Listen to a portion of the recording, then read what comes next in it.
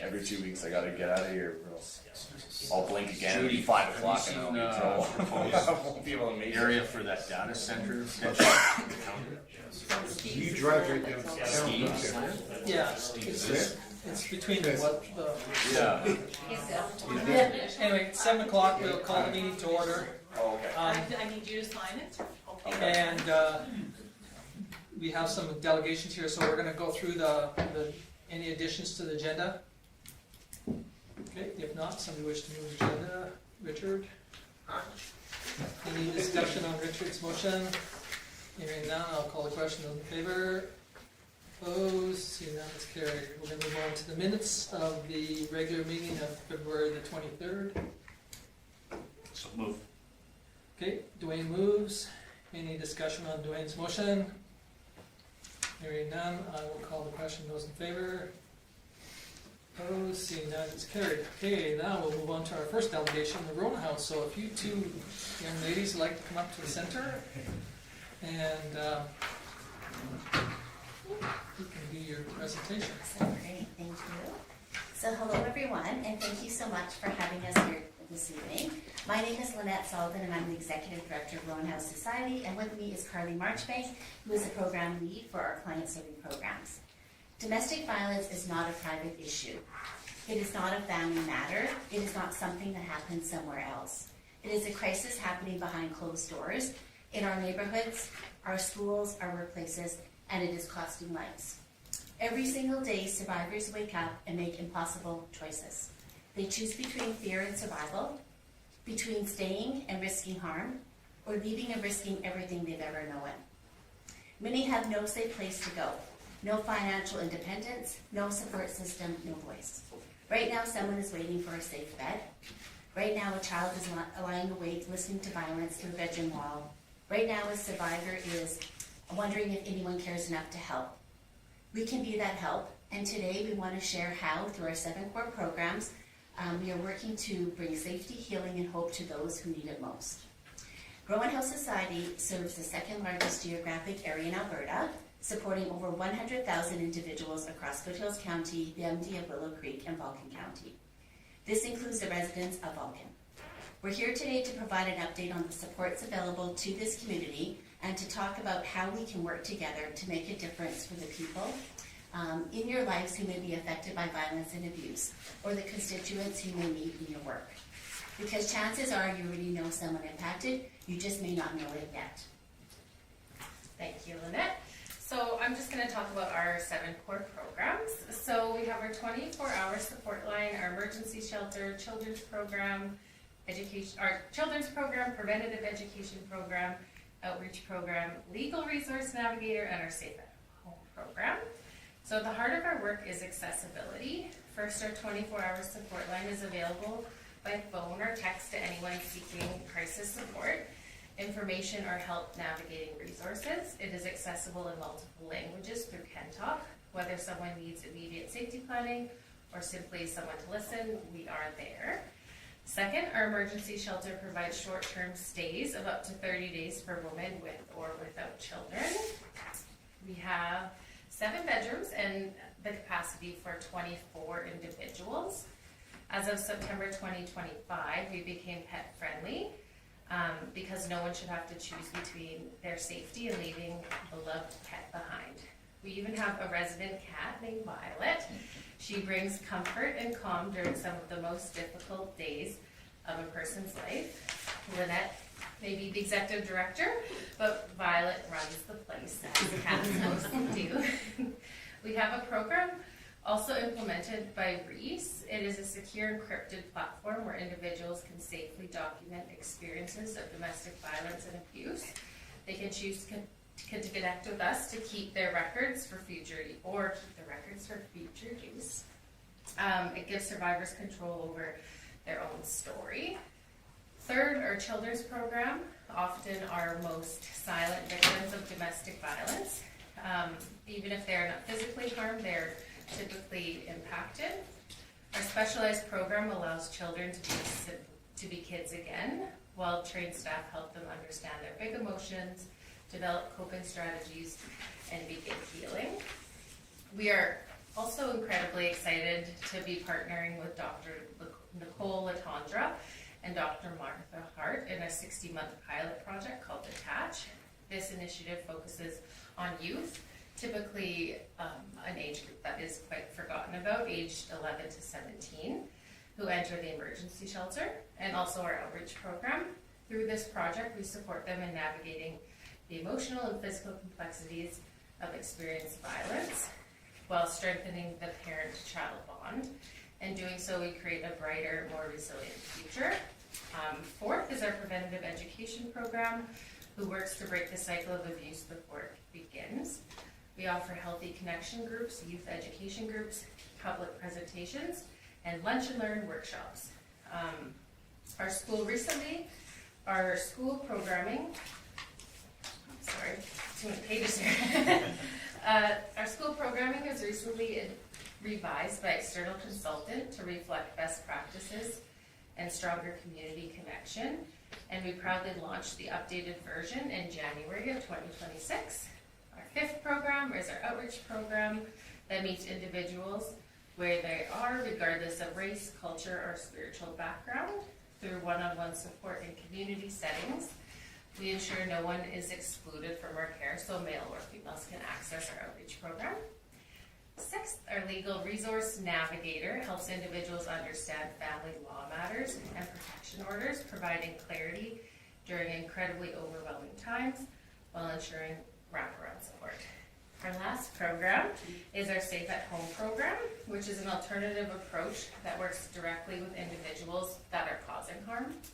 Through one-on-one support, group sessions, and a cool-down option, we address behavior at its source, because prevention must also include accountability and change. And every one of our programs is offered at no cost to clients. While we receive a restricted annual government grant, much of what we provide is only possible because of fundraising, grants, and community donations. So, how do we support Vulcan? We are pleased to support Vulcan Kids Day Out in the summer. We also have an upcoming Healthy Connection group in Vulcan, running April 23rd to May 28th, and it's from 12:30 to 2:30. This group is open to all genders, and we are excited to share that several individuals have already registered, and we look forward to offering this valuable program to the community. Lastly, we'll be presenting at the Parent Conference on April 23rd on the topic of talking to teens about healthy relationships. Our work is rooted in collaboration. Each year, dedicated community members host third-party fundraisers on our behalf. We participate in local events that strengthen connection and expand impact. In addition, Rowan House Society hosts 3 core fundraising events annually to shine a light on domestic violence and abuse to sustain our mission. Through these partnerships and events, our goal is simple but powerful: increase awareness across the region so anyone who needs support knows exactly where to find it, and we invite you to stand with us. So at Rowan House Society, we believe change begins with truth, courage, and visibility.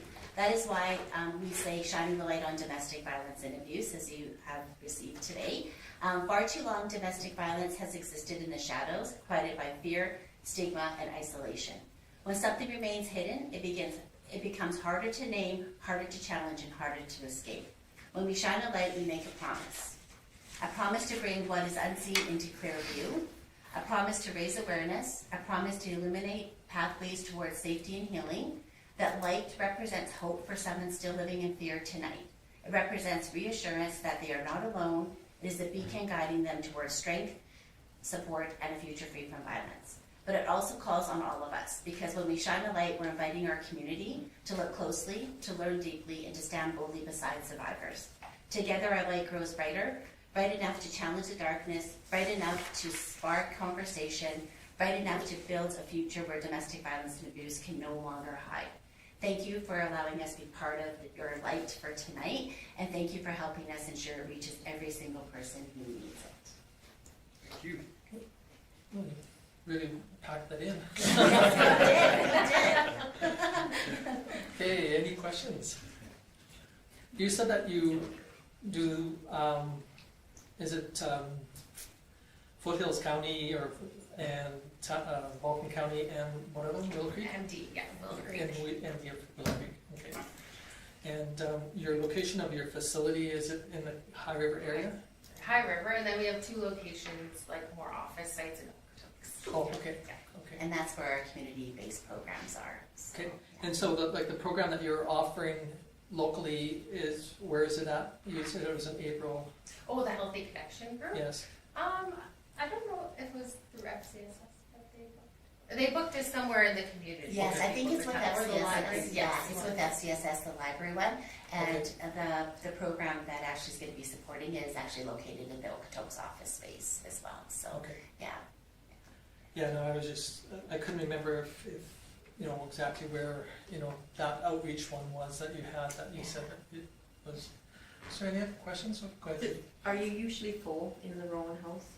We have become very full. So I would say before COVID, we kind of started to navigate, we started to know when our really, really busy times were, when we started to slow down, and I would say it has been full speed. Full speed ahead. Yeah. We usually have a bit of a lull between Christmas and March, so it's not usually as full of capacity, usually about 50%, but we've been full capacity steady since, well, forever. It feels like, Yeah, and we had a very interesting stat in January. We had 76% of our clients were singles, which is something also that we're really paying attention to. And with a lot of times with other emergency shelters, they really want to balance between singles and families. And one thing about Rowan House that we've decided to do is we want to know how complex getting into shelters can be for people who are singles. And so we started to really pay attention differently. And so we don't have where that's it, you know, we can only take this amount of singles and this amount of families. We've opened it up. And it's really given us a little bit more of a view as to the complexity out in our communities. And so we're going to just keep our eyes on that and see if that trend kind of continues moving forward or not. What's usually the length of stay? is 30 days, Oh. so they can come into the emergency shelter for 30 days, but given kind of the housing crisis Yeah. that's going on, we will extend people. So typically, like, the max we'll extend people is a 2-month period, but usually 2 months is enough for people to get stability and find some sort of housing, whether that's a second stage shelter or private rentals. That usually can buy them time. We don't like to have people and then just send them to another shelter, because that can be pretty traumatic, especially for our families, just trying to get that stability back. So we do try to keep them a bit longer, just so they can go somewhere permanently and not have to jump around. Okay, any other questions? Well, you guys either did a great job or else, yeah, stumped us, yeah. And again, like you had said, sometimes these are the things that are, you know, the ugly child underneath the stairwell, and, you know, people don't wanna talk about it, and I appreciate that you guys reach out and try and, you know, talk to our municipalities and, you know, get out to, I know the FCSS's of the world are very strong and well supportive of programs like this, so we appreciate all you guys' work. Absolutely. And the one thing I will say is, one thing that we're also very proud of is about 18 months ago, we joined forces with Lana Wells with SHIFT, as well as with Dr. Carolyn Clausen and Sharon Blackwell, and YW Band in Big Hill Haven and Cochrane, and we're working on a primary prevention framework, and we're trying to get to the root causes of domestic violence and abuse. We do have a report that was in June that was actually published, and it's actually on our website if you would like to check it out. But it really talks about High River but surrounding community areas, and it talks about social conditions and how we can get to those root causes to make a difference in our community, and it's really impactful. We have 6 recommendations, and one of them actually is to work with the RCMP, so it's so good to see you here tonight.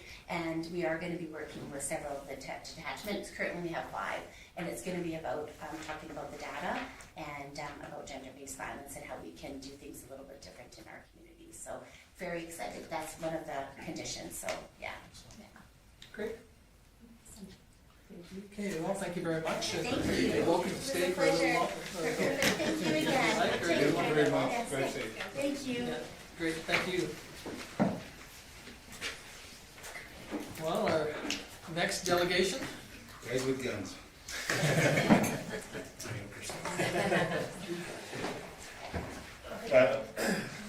Yeah, I think everybody knows me and stuff like that. It's been a little bit there just as when I got here. I brought Crystal with us from the office. Crystal's one of the new provincial PSC positions that we got last year. So just getting home for the evening here and have Franklin with us here, but I think he's up to a matter here where just delegation is going on. So okay, I know they sent the reports out, so Colleen had prepared this all for you, and obviously not going to be word for word. I just picked out a couple points that I thought really kind of pertained to Vulcan. I'll just quickly go over those just on page 1 there, third paragraph there. So that 279 police officers and 242 civilian staff, 77 supporting detachment ops. So Crystal's position was one of those 77. Corporal Lowen's position was one of the 279. So this was the numbers over the last 4 years in the last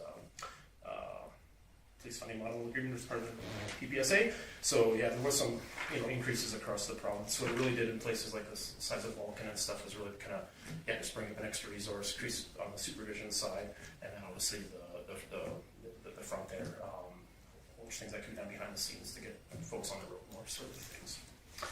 Okay, page 2. So as you see on these page 2 and page 3, those are just some of the things that related to the annual performance plan. That was the old system. The next one was community performance or community initiatives. That's the re-end. We'll talk about that in a second. I just want to make one point out there. One thing that maybe a little shout out for Vulcan there. Priority number 2, just talk about all the community stuff, schools and all the events and stuff. One interesting thing for the schools there, just in light of some of the stuff that has unfortunately happened there. There's a national program called the SAFE program. It's basically a critical incident program. Every school facility in the entire country is all map layouts, pictures, contacts, all this sort of stuff. The entire country, especially at least in the RCMP world, as well as some municipal places, universities, that type of stuff. Forbid there's a critical incident of some sort. Gives you the information you need to know right away, who to contact, how to initiate something, all those types of things. So every year, at a minimum, that's all updated, kind of in that August, September type of a scenario. Vulcan has been the leader, and the first one's done in the country last year, and right up there for this year. So that's something I take seriously. Also added on all the, it doesn't pertain necessarily to the county or town per se, but also included last year, the year before, all the how to rate colony schools, everything else got on board. And it's not just for that. You can have things like something in the community. How does it affect the school? Say something going on in the community, or type call out or something like that, a block or 2 away. There's no time wasted. I'll reference that real-time operations center on the next page. But all those calls, right off the top, current contact information. It's already a call to 6 contacts at the school. The doors are locked before anything even happens and stuff. So this is kind of an interesting fact if that's sort of been wondering in the back of your mind. Continuing on here. Yeah. So page there, priority 3. Yeah, the fraud stuff is continually an issue here. So working on that. Next couple pages are just about the different, community events and connections, all the ongoing talks with councils and partners and whatnot. So then the next page there, I got page 5 of 5 there, Kim, the resource stuff there. The resource table, coming up there. Yeah, so at the moment here, we're all good. We've got the 6 established positions. That soft vacancy that you see there was myself. I'm back. Caveat to that, there's going to be a temporary assignment on the regular members side. Corporal's going to be doing a little bit of assistance to neighboring detachment for a short-term matter. With that, they're still going to be doing some duties in Vulcan, but it's just more just to hopefully solve a situation next door. But on the provincial side of things, on provincial attachments, that sometimes does happen. Obviously, we'd love to have 6 for 6 here right now, but we're going to have about 5.5 here for a little bit. So one line I would point out here on the detachment support thing in the comment section, in case anybody was wondering, it talked about an extra resource surplus to establishments. So one of the things that we did there, you can seek out what's called a 90-day PS casual. So in the public service, you can hire somebody up to 90 days in a calendar year doesn't occupy a position, subject to budget pool and all those types of things. So we had that in place, and we used that to augment some of the whether it be holidays or sickness or something like that, to make sure that the front was kind of opened up. So that's that just wrapped up as of December 31st. We're back up to the 2 positions.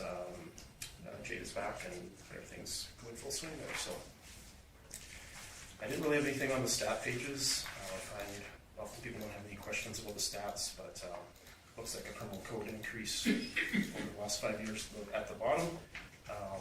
Overall, I'm told in the province things are down a bit. So if there's any questions on those, you could ask me thereafter.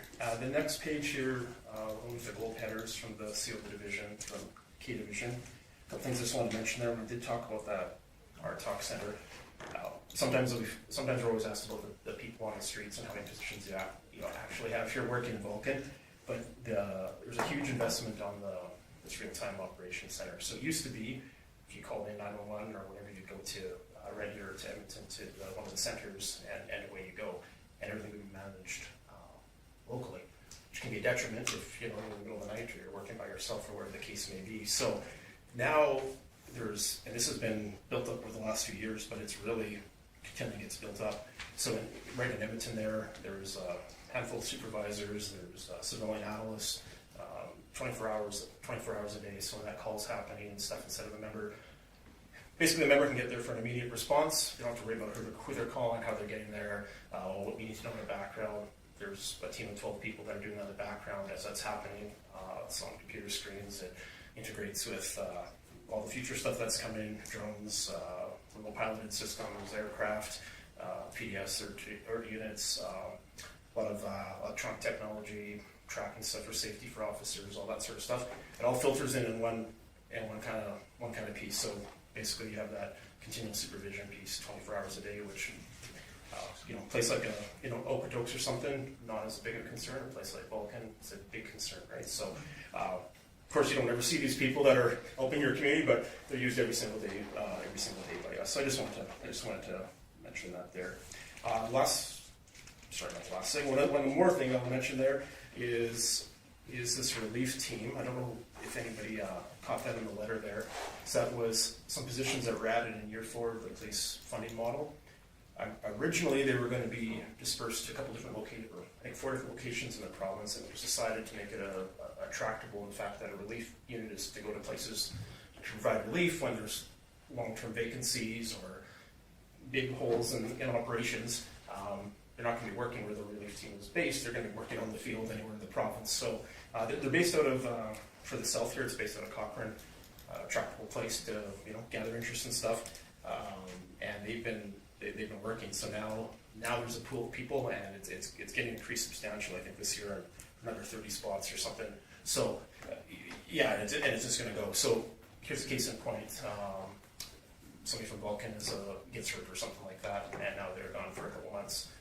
Can we manage that with one person down here? Yeah, we could probably make it work. But now you've got somebody that sold a house, or you're waiting for somebody. Some of those things that we experienced a couple summers ago. Now it's as simple as phone call in, and I need a body here for July and August. Okay, and here they come. So another thing that's not on paper for Vulcan, but one day that situation will happen. Happen again. Hopefully not soon, but that's in place, right? So, because as you know, sometimes it's a little bit difficult to even get some relief stuff out here. Or sometimes the hotel situation or accommodation comes into play in that. So we have to be very creative on some of that housing in the past. So, okay, I think that's all I had for the letter. I need to speak about court or some of the other challenges that are out there. And then the last thing there would just be that, community priorities plan. So for Kim, that changed the APP thing. In the past, we'd meet with all the CAOs or councils or whoever wanted to be the representative of the community, talk about a few things. We bring forth what we see as priorities. The town brings forth some ACES priorities. I think we had a conversation just last week and stuff on this, and then it all gets built in. So it's kind of the same thing. Extra heavy emphasis on the community part. It's got a new name that's a little bit more defined on the timelines. You'll see in this there it talks about I think a February rollout here. I wasn't here, so we'll get that rollout going here right away. But I think there was a little bit of delay just on the technology part of it too. So that's in a nutshell kind of what's been going on with us. Other than that, same folks, voice staff, everyone's doing good. So, any questions about what I had, or other questions that you'd like to ask about, or anything else you want me to speak on too before question period? Did you guys have anything? Anybody have any questions? Do you have any major concerns with anything in our community, drug-related crime, anything that's happening that's starting to step up or anything like that, or? No, so I preface that by just getting back into the swing there, but yeah, I keep contact with everybody all the time, and nothing super on that. You often hear that for the communities. I mean, we're always going to have. Sorry, we're always going to have. I mean, you do have the traveling stuff in and that. Anybody that's established here or here that's causing some trouble, everybody knows that. There's all the tracking. Chances are people are on conditions or bail conditions. These are, the guys are going out at 3 in the morning checking, making sure that they're following conditions in a bed, or that answer your questions and stuff. The thing though that does pop up, and honestly, and it's not something you often hear, but the fraud or financial crime thing, like if you had you had an assault or something that happened, or something was happening up like that. I mean, that's pretty simple. Okay, that happened. We'll go there. You grab you, arrest you, you process, you charge, you do the paperwork, and away you go. All the financial stuff is exponential hours more, and so it's never the answer that somebody wants to hear, like it's a small dollar value. We don't really have a limit. If it's a fraud, it's a fraud. If it's a theft, it's a theft. But the way to get all the things that are needed to successfully resolve that, banking records or financial documents, these are all judicial authorizations. They all require going to the courthouse. They require a lot of typing, a lot of background work, and it's something that nobody sees. But nobody here will hear that a family just lost $100,000 because they sent their RSPs over to overseas or whatever the case, right? No one's going to talk about that around town because it's uncomfortable, it's embarrassing, and that. But you go, well, yeah, you'd really like to help these people. Fortunately, that means it's not quick, and it does take a long time. So those types of things, but especially when we see that, and we had a big drop when the fellow there from the electronic shop helped put on that. We did a presentation at the library there a while back. I was reading a few emails. I think there's a few. I think there's a couple things planned. I know they did one out in a couple in the county. I know there's one that happened in Lomond and stuff.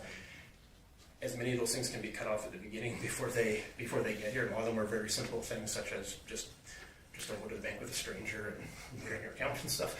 That cuts out hundreds and hundreds and hundreds of hours. Those are hours that you can put elsewhere. But it is unique. I don't know. I've never been to a place where fraud or financial crime would be the leading criminal code file, but for Vulcan, that's the case and stuff like that. So it's a lot more common than you probably think, and that obviously more in seniors and stuff, but it happens at all things. Things are so much more elaborate now.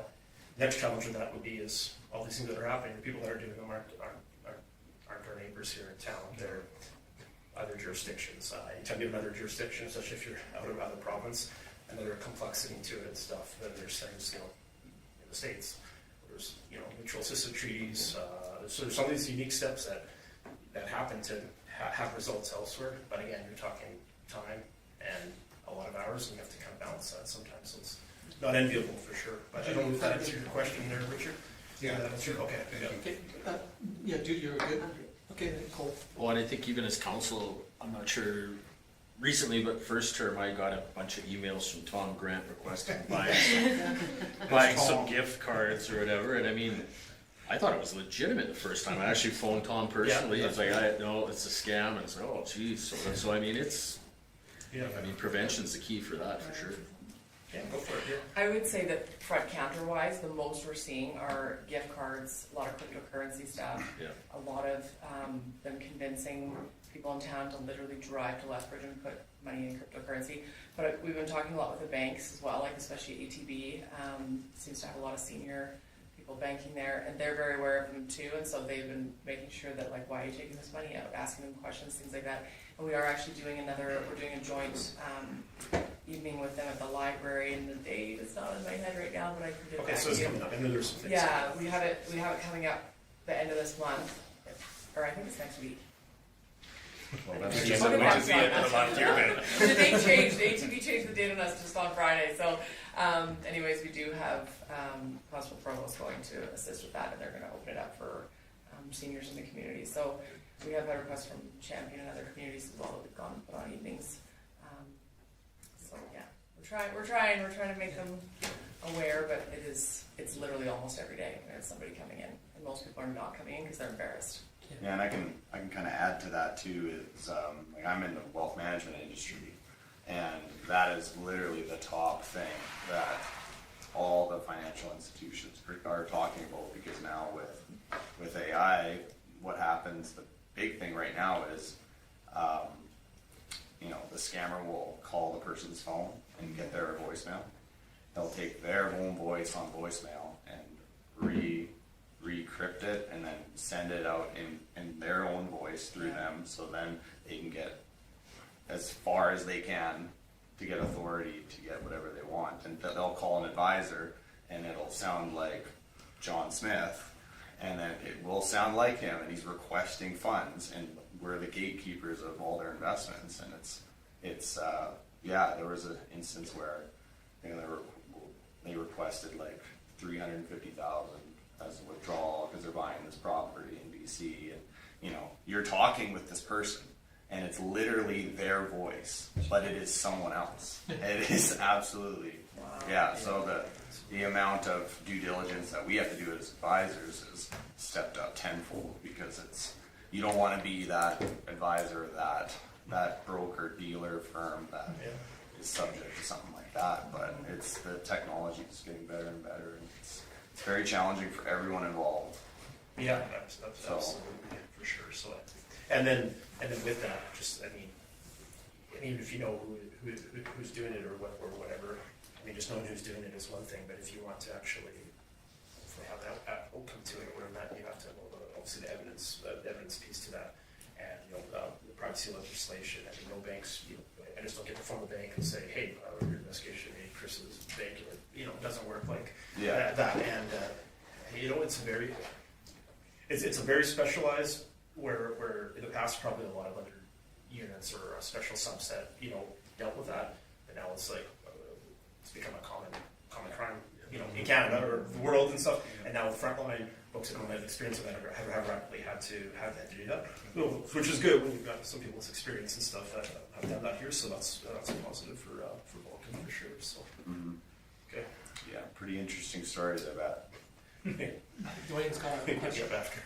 Back in the day, the few members that were here did a lot of intel in coffee shops and talking to people. Are you seeing that coming back? Whereas, you get a bunch of people that go for coffee at 6 o'clock in the morning or 8 o'clock in the morning or 10 o'clock in the morning. Yeah. Or at lunchtime walking through the new club or the Legion and that kind of stuff. Because in the past, there was some intel that was passed along to the members that they were able to take and possibly follow up on. Yeah. Now, and it's just in conversation, that's more than anything. We don't see the members, going out for lunch and sitting down with the locals and just having a chat with them or anything like that. Is that something that could come back? And I realize what strain there is on the detachment since it's grown. I've seen it. Okay, so that's the question. Sean used to come around once in a while. We'd razz him and that kind of stuff. But even now, everybody's so busy, and I'm preaching to the choir because I'm the same way. For sure, yeah. I would preface that saying that obviously my dream would obviously be that anytime anybody is out talking to people, it's obviously the best scenario. I know there's a heavy emphasis right now on the youth and stuff, so there's a lot of going to the schools and a lot of that stuff sort of happening. Obviously, anytime that can go to the, as I said, schools on Friday as an example. Anytime that can happen is a good thing, and you're right. There used to be, and not saying that it can't happen. I can remember from other places. You'd go for coffee. What I virtually see right now is people having lunch at their desk, where they're on the phone and typing and not doing the lunch. That's what I'm seeing. And that's just really the thing, because they're feeling the pressure. For example, when this runner is talking about takes 200 man hours to do one simple thing, and it's not an excuse. It's not meaning it's right. The best thing would be to people go on that coffee thing. So make note of that one. And that's something that we'll definitely talk about. It actually introduces the members to the public. Yeah. Like I used to know all the members. Yeah. I know Sean, that's it. What's he called for Lonnie? She never misses an event. Yeah, so I mean, I think there is, I agree. You know, and I see you are on the emergency ground once in a while, you know, Yeah. from that perspective, but Colleen, I see once in a while too on the emergency ground, but it's in high stress situations Yeah. that you're concentrating on something else rather than having that little bit of time, well, hey, you know what, I heard about this, and just dropping a little tidbit. Yeah, no, that's a good point. Obviously, it does feel like that. I do hear what you're saying. Yeah. It does feel like, you know, that was always a good part of things. You could go out, you know, going out for lunch and actually doing what you're exactly saying. It was a very common thing, and I think the shift has changed for a few reasons. I don't want to sugarcoat the you know, they feel the time crunch. There's no ifs and ands about it. It seemed to be the job used to be a lot more of, you know, there'd be the call part of it, there'd be all the, you know, proactive and all this extra stuff. Now it seems to be the call stuff and work on the backlog, call stuff and work on the backlog, and kind of in our world it would be every investigation that you might have, you might have a task or a task, you know. So there's a task queue as an example. Like the task queue is never, you know, zero. And that used to be a time, and I can remember times like that, and now it just goes, okay, 25, 50, 75, you know. And so you try to, like, it's tough sometimes. But with that, I mean, the tasks and investigations will always be there, and there's nothing wrong with what you said there. Yeah. I think there's actually a few things. I'm just catching up on about 4,500 emails. But I think there's a formal coffee program, Coffee with a Cop or something like that. I think there's a role, or you've maybe heard that term before. I think, I haven't. yeah, and I know Counterpart Brooks is doing it in a couple other places, but it was actually put out there that, hey, we're going to be at A&W on, you know, 7 a.m. Next Wednesday kind of thing. Come get coffee and, you know, kind of thing. So yeah, I think that is on the radar. That's one of the things I will say that, but Okay. I'll talk to the group and see and get back to that. And no pressure, honest to goodness. 100%. It's just an idea. and- Your idea is right, so that's what You I'm know, trying to. Yeah. The other thing I want to ask Yeah. is Premier Smith and the sheriffs, Yes. how is that affecting the RCMP locally? In what? That's pretty broad. That's a trick question. Well, I So- think she's going down the wrong road personally, but that's just my opinion. Well, And I'm not speaking for anybody else but myself. I will say that, okay, let me phrase this. I'll say that's for the elected council to discuss.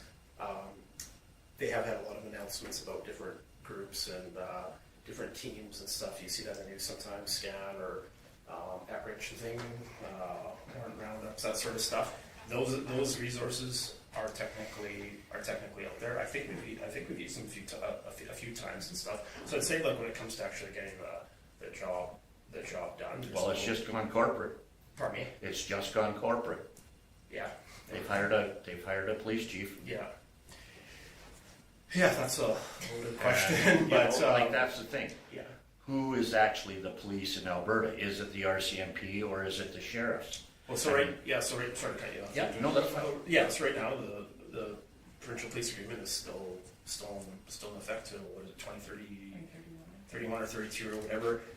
Police agency of jurisdiction. So all the stuff that, I mean, I get this at the end of the day. All the entities that the sheriff's group have added, or border patrol, or whatever we're doing. I mean, they're all a supplemental sort of thing. It's much like, you know, realistically, Fish and Wildlife or the Parks and Conservation officers or anything. CP. In our world, we have all those contacts and we do stuff with them all the time. And it doesn't matter what the politics of the day happen to be. As an example, the sheriff still do prisoner transport. We got that all sorted out here. It's always been a service, but it's often been a service to the bigger municipalities. Sometimes the small ones have been left off. We got that changed here. So now somebody's remanded for a court. That does still happen. Okay, somebody's remanded for a court. You know, it used to be a person working, or a person working, whatever the case may be, whatever you needed. Now is off, has to leave cells, gone to Lethbridge, gone to Calgary, an hour there, an hour and a half waiting in line, processing, an hour back, and that. Now foremen, and they have the obligation that they arrive, they pick up the prisoner, and they sign them out at the detachment, and they're back in service. We're back in service in a couple minutes. So that's the one thing that would be some of those things. But I guess at the end of the day, the most one thing I can say, at the end of the day, who's coming at 3 a.m. on Christmas Day or New Year's Day? And like it's us, sort of thing. So that's where it is. So yeah, it's. I probably can't say too much more than that. No, and I'm not trying to put you on the spot. Yeah. It's It's a tough situation, and it, I would say uncertainty in any organization, if you're doing organizational design or politics, any uncertainty on what the future would be or conflicting messages and stuff is never good for an organization or a group of people. And so I mean, obviously when there's lots of different stuff in the news, there will be a mental or there will be a toll on the people that are doing the frontline stuff, and that's the unfortunate part of it. So. And I think that just goes to show sometimes we've been told by the Minister of Finance one day that be careful what you ask for, because sometimes you get it. And this is a prime example of somebody out there saying, we need more of whatever resource. And so they said, well, since now all of a sudden you're going to start paying for that resources, and where is it going to come from? And I mean, municipalities, we've been very fortunate, under 5,000 people, you never paid a nickel. Rural, never paid a nickel. You take a look at some municipalities in the rural that, got more population than, the whole city of Lethbridge has. And yet they paid $0. So all of a sudden now when you start to pay dollars and cents, you kind of feel that, hey, there's an opportunity for us to whine and complain about the services that we're getting. And so I think that's what we're going to see now more of. And unfortunately, you guys are put in the middle of that box. You have no control over it. You guys are theoretically federal employees, but paid for and subsidized by the provincial, now subsidized by the municipalities. So it used to be such a small line item in our budget, but now it's getting every year bigger and bigger. And again, we as municipal leaders are going to be whining and complaining and trying to point fingers, and hopefully we realize that when push comes to shove and emergency happen, most of us put our differences aside. But when we're the rest of the time, we're whining and complaining about you guys not doing your job, or us collecting funds and putting it through which pocket or whichever. But I think it's only going to get worse, unfortunately, until this kind of gets worked out. And like Dwayne said, that they have set up in some of their designs of how they believe it should work, and we, as some of us that are involved in different areas, believe that they're going about it in a different direction. But unfortunately, You sound like a politician. we fall on deaf ears to a degree too. So I mean, you guys, got to be careful what you say. And a politician usually doesn't have to. And we can say what we want, and then we pay the price of the election. Well, I guess I regret that. Yeah, what you just mentioned is I've heard that since I've been back from other municipalities. So I think it's a very common thing. And the thing that I always try to tell people here, there's a piece of federal organization. By all intents and purposes, we're a provincial agency here in Alberta. It's we're provincial police service agreement funded by the province, budget set by the province, priorities set by the province, controlled by the province, funded by the province, new positions by the province. Unfortunately, the federal part doesn't really exist in that. That's where it is. Yeah. And again, you guys are our neighbors too. Physically neighbors sometimes, and also neighbors as in emergency services, working with emergency services. Yes. And I think that relationship has been always very strong. Anything I've ever seen over the years, I'm sure it hasn't gotten worse since I was there. No. Very good. Good relationship. When push comes to shove, we're there to help each other out, and I don't think that is. But on the political side, there's always going to be, us throwing the rocks and them throwing them back, and you guys unfortunately get to see the ripples in the water. Yeah. Sort of in the hot seat. Well, in no way did I want to put you in the hot seat. It just is a question that yes has to be asked. what the general consensus is. Is it the right way? Is it the wrong way? Is it the neutral way? So, Yeah, no, I appreciate that. It's speaking to what's on the minds of many right now. Yeah. So I can assure you that. So. One of the things I wanted to bring up is the discussion that you and I had about the minor changes that are happening on the priority side. Yeah. You guys are doing more public engagement, that sort of thing. Ryan mentioned that we meet fairly regular to discuss priorities and that, but there's gonna be more public engagement on that side, and that's for more people to participate in, and as leaders, you guys hear from a lot of the public, and encouraging people to participate is gonna help that a whole bunch, because in the last couple of years, it's just been myself and Ryan, or, you know. Yeah, they do have, like, to the town Passing council, that some of the survey stuff and that, and I think it's a little more, yeah, it's the local needs, and I guess what we bring to it, we bring some of the, maybe the data analysis and the anecdotal sort of part of it, and you bring communities, and, you know, some things, common things that do come up in municipalities are things that you can see all the time, like, you know, sometimes in a smaller place, here for example, like we talk about traffic cones be a you know, a concern, you can see that, and that's something that, you know, we're talking about a lot of that that's happening. Maybe more can happen in town, maybe I suppose in the county. I don't know the exact breakdown there. But yeah, that's forefront. So sometimes, you know, that might be an issue that you hear from folks say the traffic thing that. So then my job too, they also be to bring to it and say, yes, that's something that we can do. The neighbors though, you know, will see the 18 people involved come out of lost $500,000 in their savings this year. So there has to be a little bit of time for that too. Like, so we kind of just bring that together. Yes. Bring that together. But your point on all that, I mean, I agree with everything you said. Make sure everybody participates in it. Exactly. talking to Get people, educated. Yeah, encourage for them sure. to participate. Yeah, and I think that's a big one too, and unfortunately, it's that, you know, unless it's right in your face or in your backyard, most of us don't go past that point, so, you know, so, I mean, we've got two people here from the public here, you know, in our gallery tonight, and, you know, that's the most we've had for years. And again, they usually show up at our other public events that we put on. Yeah. And so, you know, but unfortunately, you know, I'm not sure if you guys are much into Facebook, but it's an ugly side of our life today. And, you know, it's easy to throw rocks, you know, again, from that side, but never participate in the other side of it too. So I guess what we're trying to say is that, you know, I think that we as council appreciate, you know, that we have a full spectrum of police officers in our community, and we don't want to see you, but yet we do want to see you. You know, I mean, you know, some of them that drive down the highway think, oh well, I'm glad we didn't pass that. But on the other hand, you know, I think that's the part is that, you know, I was once told that, you know, you gotta throw the hook in the water to, you know, to catch a fish, but you know, you gotta go out fishing once in a while too. So I appreciate what you guys do. Yeah, So. yeah, and I'll pass on from our folks that do, you know, just last week, you know, how things been lately, where's everyone feeling, and all those types of things and stuff. And so the people that are here, I'm sure Crystal, you agree with me too. Enjoy being here, happy to be here. Things that I recognize right away. We talked about last week. You know, wide variety of municipalities in Alberta.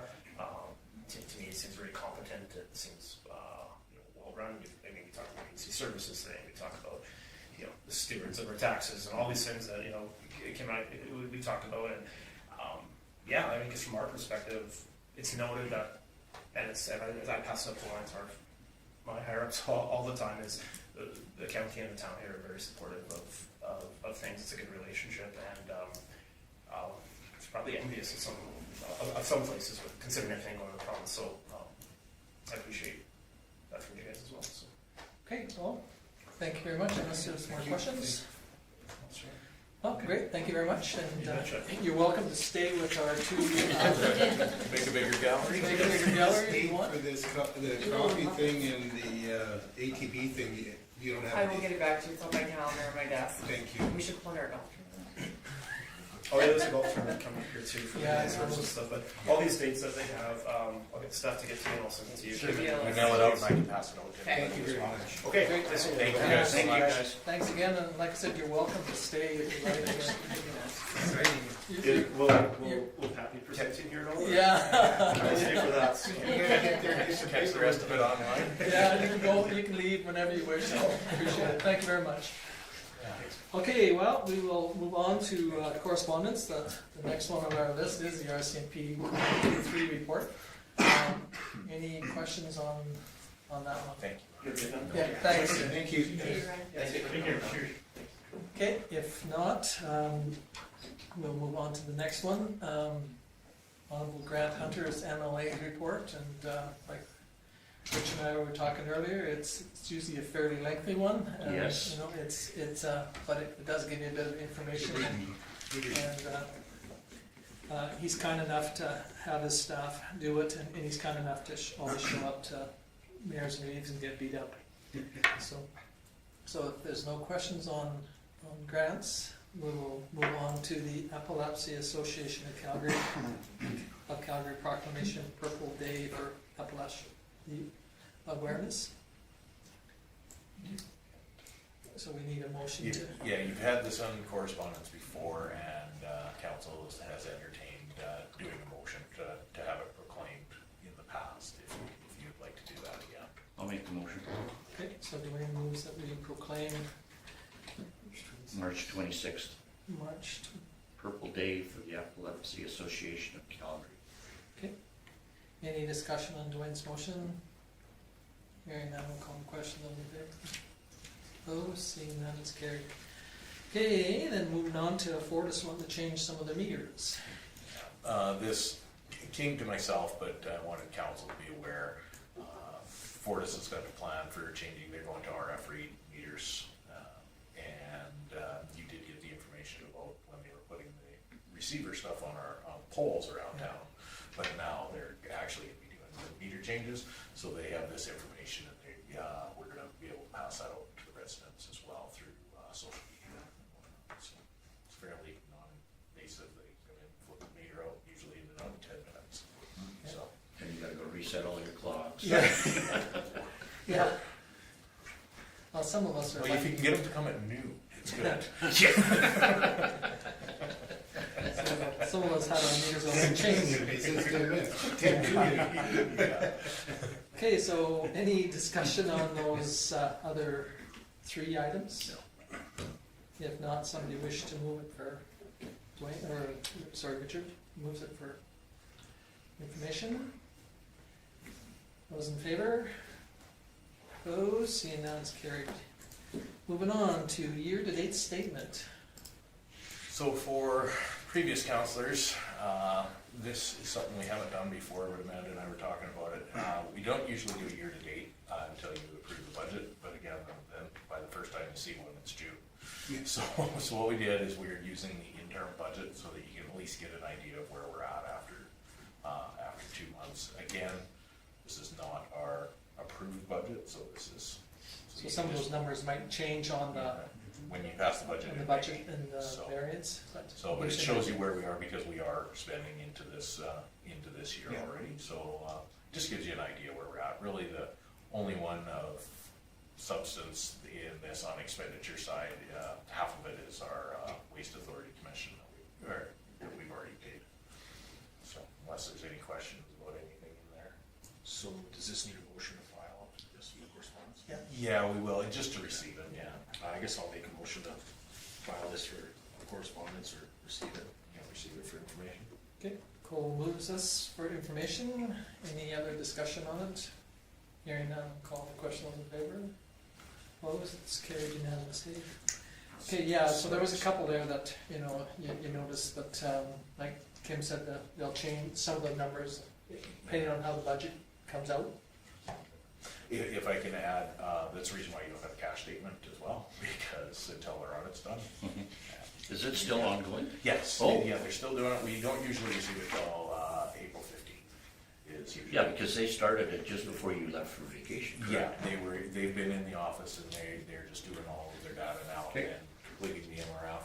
And they submit it to us by April 15th. We review it, we bring it to council for approval, and then we get that done before you guys start your final budget. Thank you. Okay, moving on to 7.1, computer system operator. as you know, we have moved to trying to update our stuff within the budget, but we still have some capital in reserve for this. There's 52,000. We've already talked about what we're trying to do, and this year it was their recommendation to do 5 of our workstations because they're past their 5 years, and then we're gonna migrate the Active Directory, migrate the sharing to SharePoint Online, migrate the Diamond to the other server, and that's due to the changes in Diamond that you guys know are coming. So, and then we're going to decommission our old server and replace the wireless access points, because when the auditors was here, they identified that we were having some trouble with connectivity in here, and they were having trouble connecting to their server. So we went and did an experiment and then talked to Trinus, and that's why they've recommended changing these, is because they are no longer doing support on the software side. So because of the age, they've been in here for 7 years, I believe. So This is what we talked about at the planning session, right? absolutely. Well, this this a support. change yet? No, this is not the change from Diamond to Okay. Ubisoft. So this is just for the upgrade of hardware Okay. inside of our building. And so we got the quote, and then I were reviewing it because it was indicated in our capital budget already for the 25,000. We got our quote, and it came in a little bit less than what we were expecting. So they require 20,920.46, which was good. Again, we have 52,000 sitting in our reserve for the purpose of that. So Chris? I'm looking for everybody's hand for a motion. I'll make the recommendation that council approve the capital replacement of the IT equipment identified and quote provided by Trinus Technologies at a cost not to exceed $20,920.46, with funding being drawn from the administration capital reserve. Great. Okay, question? The 5 stations, they're in the town office here? Yeah, actually, one of them's for the smart board, the other one's that computer there, one's Okay. the front desk, public works. That's Yeah. what I was wondering if they were gonna get to, thank you. Yes, Trinus keeps track of all of our desktops, and then as they start either being run at capacity or have passed their useful life for software updates, those sort of things, that's when we recommend changes. Okay, any other discussion on Chris's motion? Hearing none, I'll call the question. Those in favor? Opposed? Seeing none, it's carried unanimously. Okay, Spot Days request. This one's very similar to last year. We've changed the dates. They're looking for the same sort of support for the parade, the street closures, support with the picnic tables, and for the beer gardens, the cattle gates. And we've put together the motion, again, like we do every year. You can do it as one motion, or you can do it as several. Again, because nothing's really changed from last year, it's been reviewed by Public Works and the Community Services Manager, and obviously Chris put it in. I know Cole likes making this motion because it's so long. Because it's this long, you can do it as presented if you like as well. I'd like to make the motion as presented, please. So, Cole moves this. All three. All three together? All three together. Any discussion on Cole's motion? Hearing none, I'll call the question. Those in favor? Opposed? The only reason I said that is I Seeing none, remember Cole reading it last year, and it was Took a while. Yeah, you enjoyed it. you can go to closed session, I think. Okay, moving on to the NPCs, member at large. Very straightforward, that Jerry Hillier's term has come to an end, and he has let his name put forward. Actually, they advertised, and he was the only one that put his name forward, so the MPC discussed it at their meeting and made a recommendation for council to reappoint him for 4 years. Okay. Dwayne, That council reappoint Mr. Hillier as member at large on the Municipal Planning Commission for a 4-year term ending March 23rd, 2030. okay, any discussion on Dwayne's motion? Hearing none, I will call a question. Those in favor? Opposed? Seeing none, it's carried unanimously. Okay, new tourism attraction. Chris put this report together. I know there was some quick discussions on that. I know he had already we already have a motion for the new plaque for the rock. When he got looking into the rock, looked at this new location to bring people cross track into one of our facilities, we do have that corner of the pool. And the reason why they're requesting relocation of the rock from there is to put the background behind it, to give photo opportunity, a place to go. There was discussions with Public Works. I know a little bit of discussion with the Lions Club about that grass area. Perhaps one of these days we can put picnic tables, those sort of things in there. So that brings this to another destination at the pool, but ties it to the Star Trek side for our tourism branding.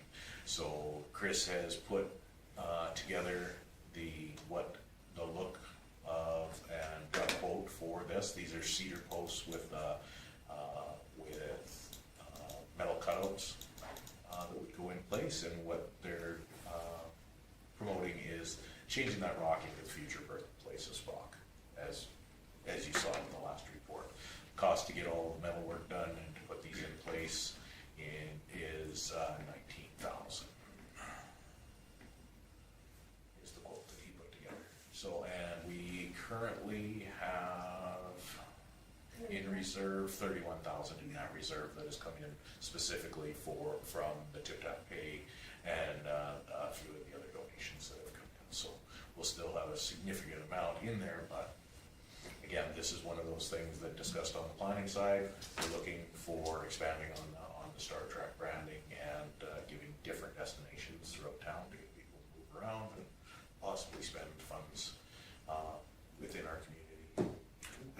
The cedar, does that look kind of spacey enough? Or I'm just looking at it, and I'm looking at this, how it looks with the black cutouts, and I'm wondering if it looks, Jumbled? well, I just don't, I don't know. I guess it's kind of like wood and it's representing space, so, Yeah. You see what I'm saying? Yeah, up against a wood fence though. Okay. Right? But It's not there's gonna not a fence in that corner, is there? Yeah, it's fenced all the way around through there. So if you just go So down, right down right there, yeah. scroll around. see there's, Yeah. The backdrop will be against the backside of the pool, like that 10-foot wooden fence that we have there. Okay. This is the reason why cedar was picked, because cedar stands up, looks nice, those sort of things. If it's not futuristic enough, then we can look at some time and money, possibly look at. You know what I'm thinking? I'm thinking of the other corner. Yeah. That's Yes. why. So this Okay, is, yeah. this will draw this back into that corner. Yeah, yeah. Again, one of the concerns with leaving it at the location it was, if you put the backdrop up there, it could impede vision for traffic. So Yeah. now moving into the other corner, we also have parking for folks that want to stop on, specifically just on that side for doing that. But again, leads right into our walking path system that goes right all the way through Yeah. that park. Yeah. Chris, did you have a? I was just saying, so what was the process to like get that kind of template? Like what was the, Like the layout? yeah, like the layout? Like It- the look of like it? for me, it seems like it's just too And many words. I believe from the original that I saw, it squeezed it. It squeezed the layout. Oh, Because so you it can- should be a little Because bit. you can see his face is oblong, it might be just from putting it into the iCompass software. Because it takes that image and squirts it to fit on the page. So I will talk to Chris and see, we can send out the original quote with that. Yeah. But I'm 100% positive that the template that's sent is stretched out a little Oh, bit. okay. Like you can see how oblong the face is. Yeah, It's guess, not like that in the. I guess I'm just a little skeptical on just the project in general. I just don't. It's not really jumping at me specifically, and for costing $20,000, I think more discussion needs to be on it. What we want to do, like we spent $50,000 on the bronze bust with Leonard Nimoy, and that's a pivotal piece of tourism for the community. And I'm just thinking like $20,000 for this. I'm trying to think of maybe what was the process of this idea? Was it like a group of people that came together and decided, okay, this is what we're going to do with this thing? I just think it just requires more discussion at this point. Okay, I don't Cole, know. you had a comment? Yeah, but I either had it answered or forgotten.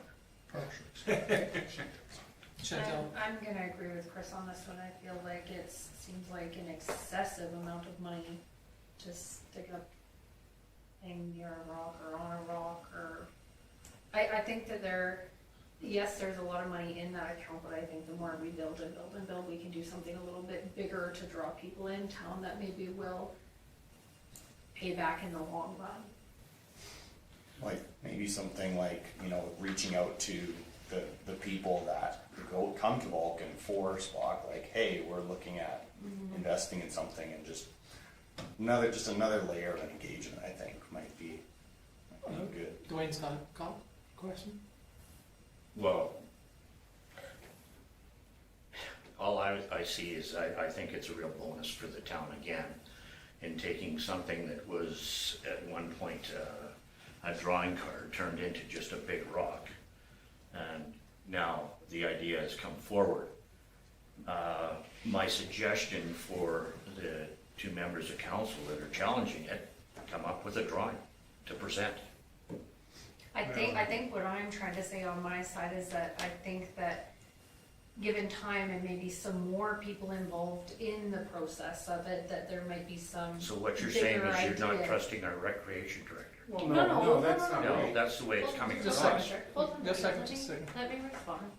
I'm not at all saying that I don't trust our recreation. I think he has a really good idea. I think that the thought is there. I think that a little bit more time and maybe a couple more outside ideas might give a bigger response, I guess, is what I'm saying. I'm not saying it's a bad idea. What I'm saying is that I think that maybe just with how much money you're spending on it, I think that it needs to be something a little more drastic.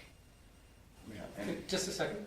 Okay, I have a comment. So, just to clarify, you've already approved the rock with the plaque. Right, but And now what Chris is doing is trying to start, and again, this is the public engagement side, the amount of money. The quote is for not the rock, not the plaque, it is for that etched metal, that cutout metal, and the post and the landscaping to do it. The idea that Chris and Stu and that is this stemmed from a discussion from the Lions Club and them about that area and how to develop it and what it's going to be, instead of just a triangle piece of grass there. So that started as this, and this is just a starting point. The cost is the cost. Like, that's the quote for that metal work Right. to be done and those posts. Right. So that's not going to get cheaper. It's not going to get a different. This is a starting point for what we're hoping. What they're hoping is going to be a bigger, and that's where the public engagement side comes on.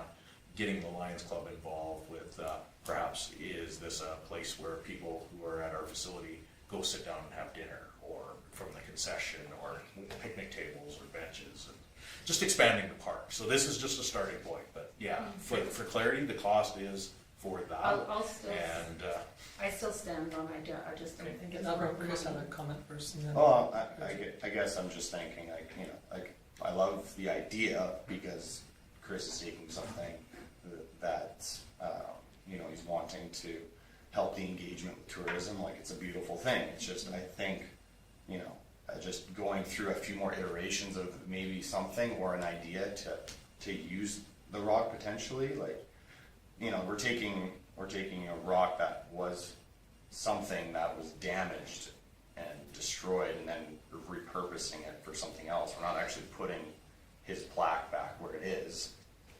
He doesn't live in the community anymore, but you're literally taking something that was a cool thing that happened in town with someone that lived in the community, and then because of the unfortunate case of it being damaged, taken, now we're putting it here, and he's still alive.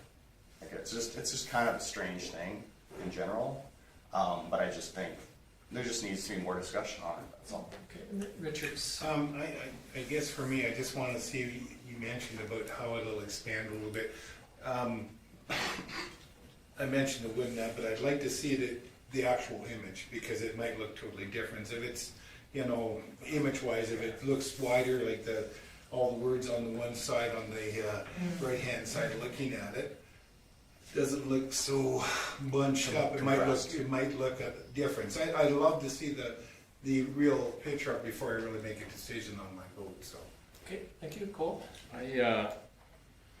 I like the sign personally, like I like the concept of it. I mean, I don't know what else we would do with that location to mark the birthplace of Spock other than to have a sign, like I don't know. Like the cost seems high, but I've had these signs built too out of metal and that's kind of the going rate for something that looks that way to me, but I like the idea of it. Obviously, if somebody had better suggestions, I'd be open to it. But I will say, sorry. Go ahead. I will say this, the benches we had made, the blue ones, they're solid metal and cut out. They were $1,200 and change.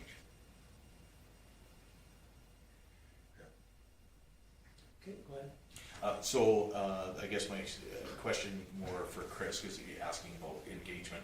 Who are you looking at for engagement? You mentioned people who come to town, those sort of things. Who are we involving in this? Because as far as tourism and the items that we do, these have all been kind of internally promoted and put forward. The only group that's ever come to council before with a proposal for something Star Trek related are the two folks that are sitting in our council chambers right now. Yeah. And in my entire history of doing this.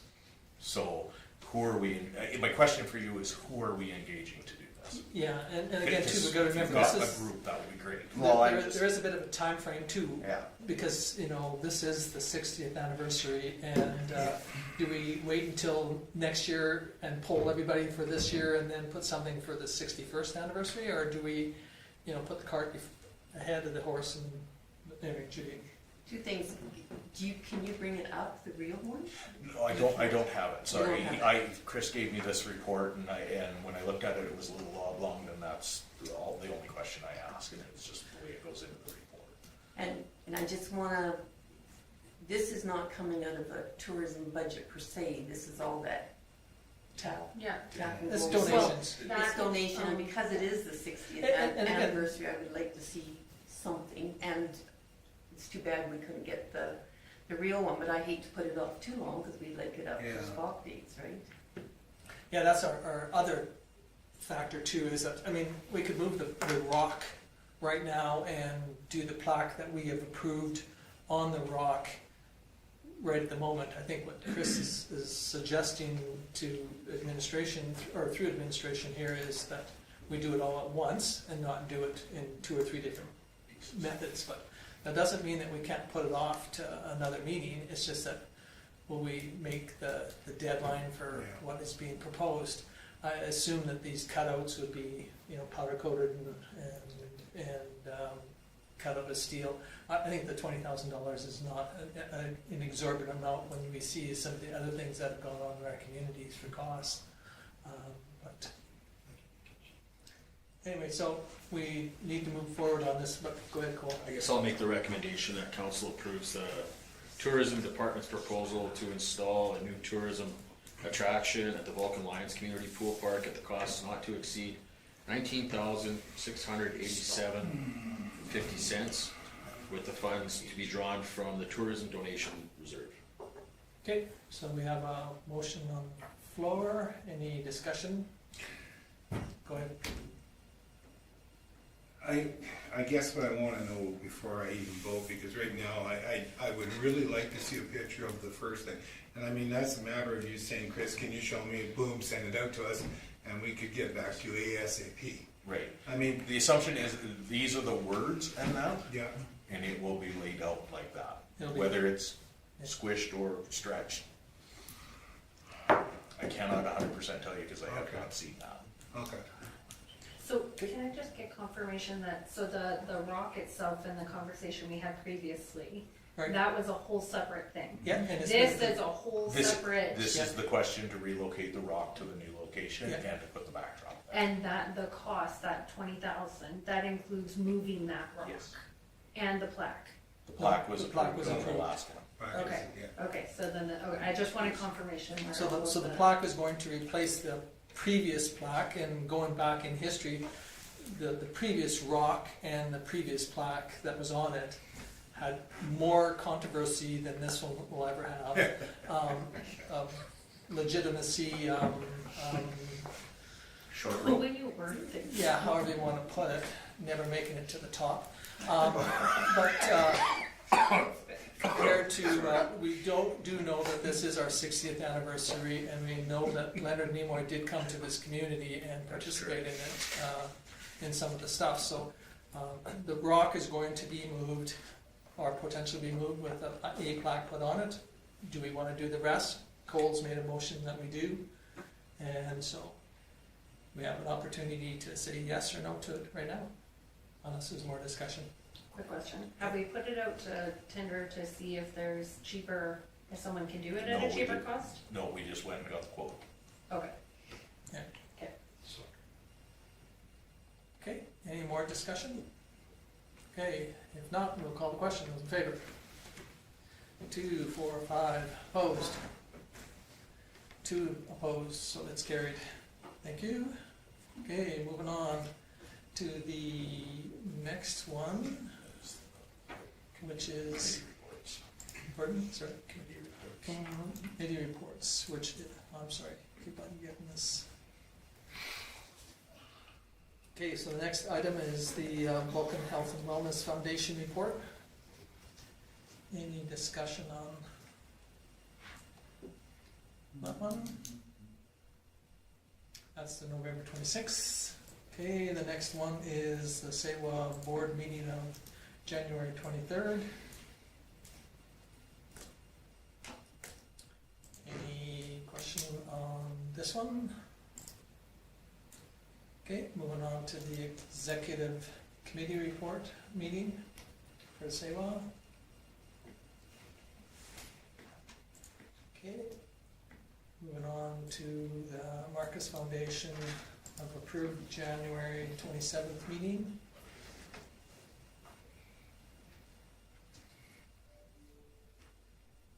Okay, moving on to the Senior Protect from the February the 5th.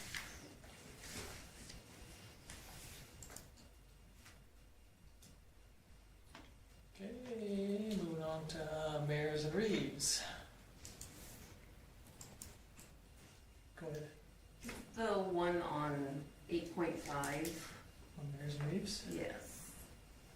And the 8.2, every charitable organization has to have 15 voting members. That's sure gonna put a strain on some of these smaller communities. It is, isn't and that's why they wanted them to come to a meeting and explain what's going on. So I guess how it came about was one of the libraries were having issues with this, and so that's how the discussion came about, is how they're going to arrange these people. And the problem is like, I'll even use Champion as an example. Their mayor in Champion can't now sit on a different one because of the rules that they've changed on. So. And you can't sit on more than one board?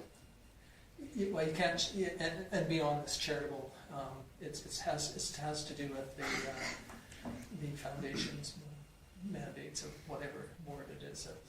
So who does that affect? All libraries? Libraries are the major ones. Food banks? I'm not sure about the food bank, I don't think so. So it'll be boards, commissions, and agencies, so, in our case, the Water Commission, Waste Authority, Marcus Foundation, and Library. So yeah, it would affect. It's on the charitable side, though. It's to qualify for casinos. And so this is where they're, I'm not sure if I mentioned it here or not, but casinos might become the charitable groups that depend on casinos might become a thing of the past. And so, What they said when we talked to AGLC is, so Georgia Lee and Richard, like Georgia Lee could be on the board and she could just add Richard's name and that's how they get by. And I said, well, how is that when he doesn't even have to come, but his name's on the thing? So they're making these rules and then telling you how to get around the rules, Yeah. so it's kind of frustrating. okay. So anyway, Just that's what it was on, thoughts. it was on that HELC slash Yep, casino slash yeah. fundraising side. I think we're gonna see more and more of that fundraising disappear. So if you're a municipality or an organization that depends strictly on that casino money, don't anticipate it being there forever because it's going to disappear. Thank you. Is what we were told, but again, we wanted the minister to show up, and they haven't been able to arrange it yet. Okay, anything else on the Mayors and Reeves? Okay, then moving on to the library board.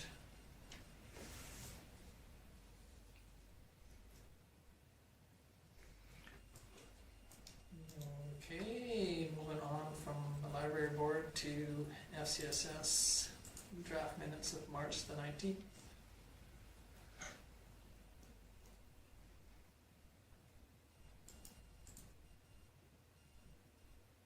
Okay, if not, moving on to the food bank of the 19th. Oh, the one question I had was, what happened to the vehicle? Oh, hit a deer, Oh, okay, and it's old. I imagine, yeah, they usually are, but anyway. Fresh meat? There's a lot of hair on it.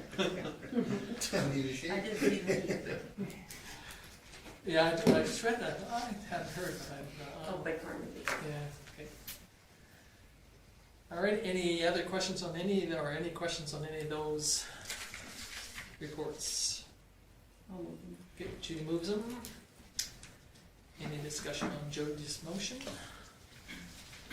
Hearing none, I'll call the question. Those in favor? Opposed? Seeing none, it's carried. Thank you. Moving on to the verbal ones. Councilor Sanders. So on February 24th, I had a Marcus Foundation meeting. MNP was there and gave us a presentation on our financials, and we're looking good, and the reserves were noted for the lodge build, and everything's in order. And the board, their contract was up with us, so the board voted that we retain them for another 3 years. There was one opposed. And Marnie from that Housing in a Box gave another presentation about the self-contained housing for Arrow and Milo and Vulcan. And the negativity that came from CBC, they made some concerning comments on this project, and that was what Kelly had found. But everything appears to be in good standing with the Prime 360 now. This is currently at a Class D, which is the base.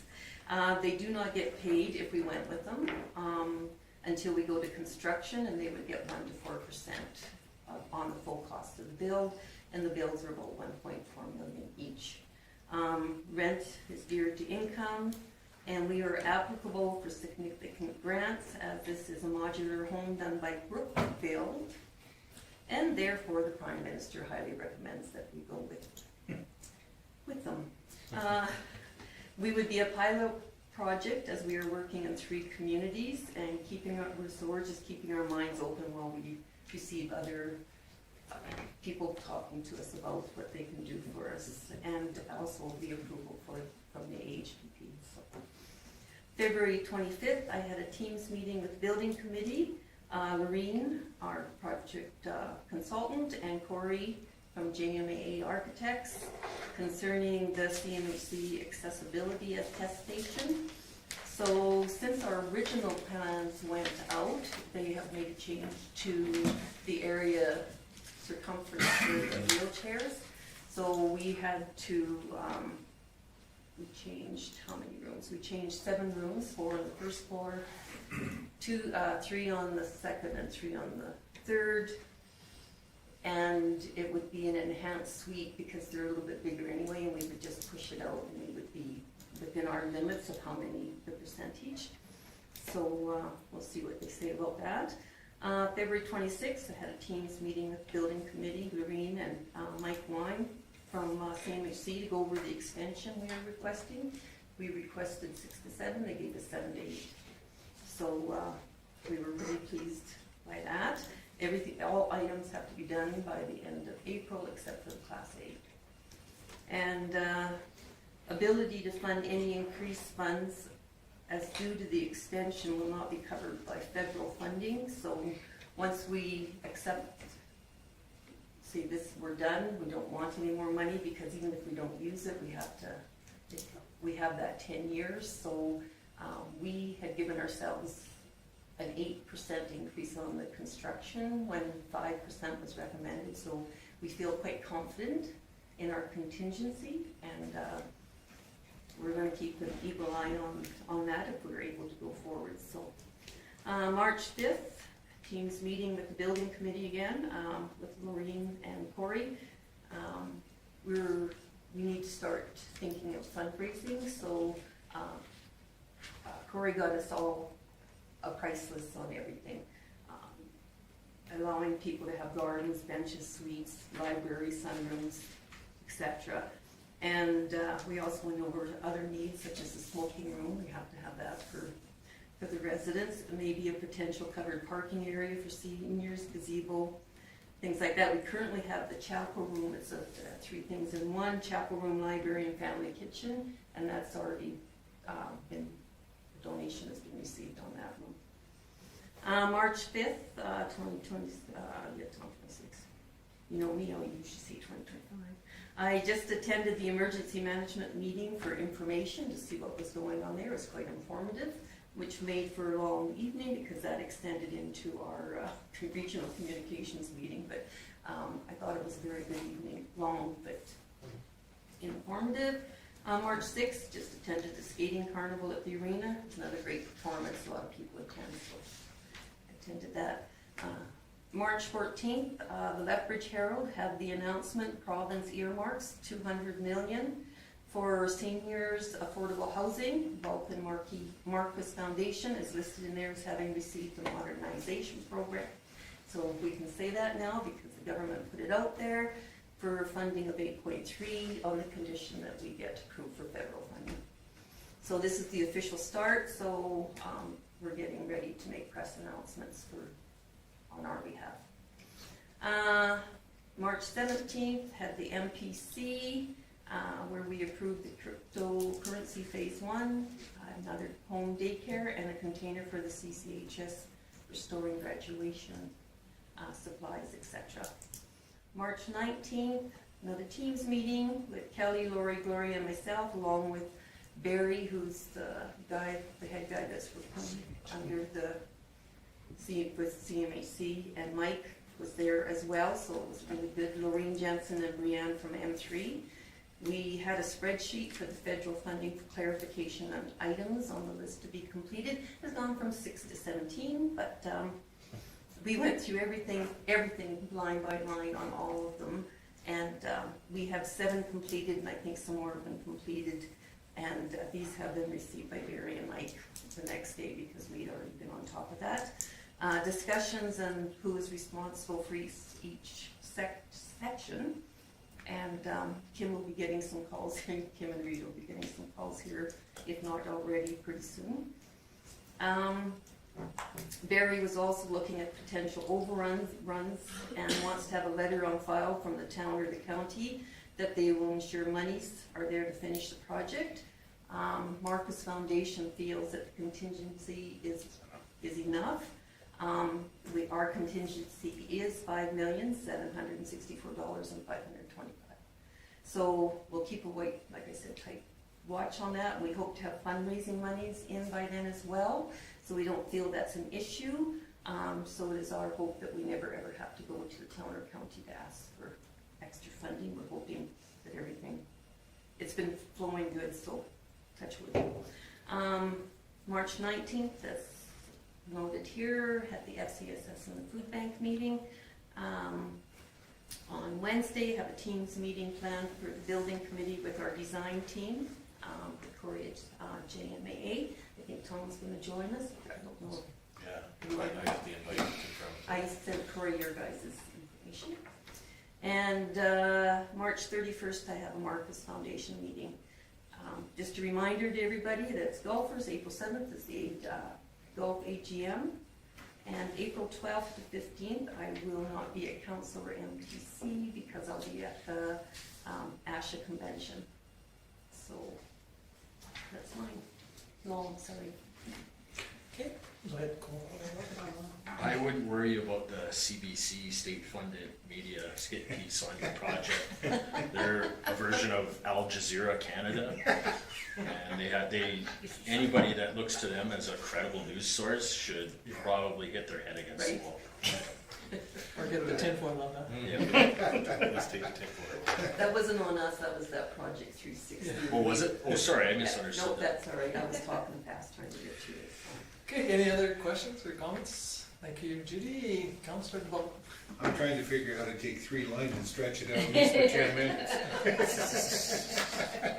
Actually, I had the communication meeting on the 5th, but before that, I wrote my ARB test, did that, got that done. So then, one of the gentlemen behind me approached me with an idea that I have to go talk to Kim about. I just haven't had a second to do it, and he sent me some pictures. It's just interesting idea, and I'll send it to you and go from there. But besides that, pretty quiet since you know, just she does way more than me. Any questions for Richard? If not, thank you. Councillor DeVoe. I think I had 3 different things going on. We had the emergency management meeting, which was very informative. Nels really has kind of got it locked down, so he's doing a great job. We had the student, what did we call it? RPAP. Yeah, the RPAP student thing where they came into town for 2 days and we took them out to the Little Bow Colony. They did a tour of the entire colony. They fed us lunch. The next day they went out to Aspen Crossing.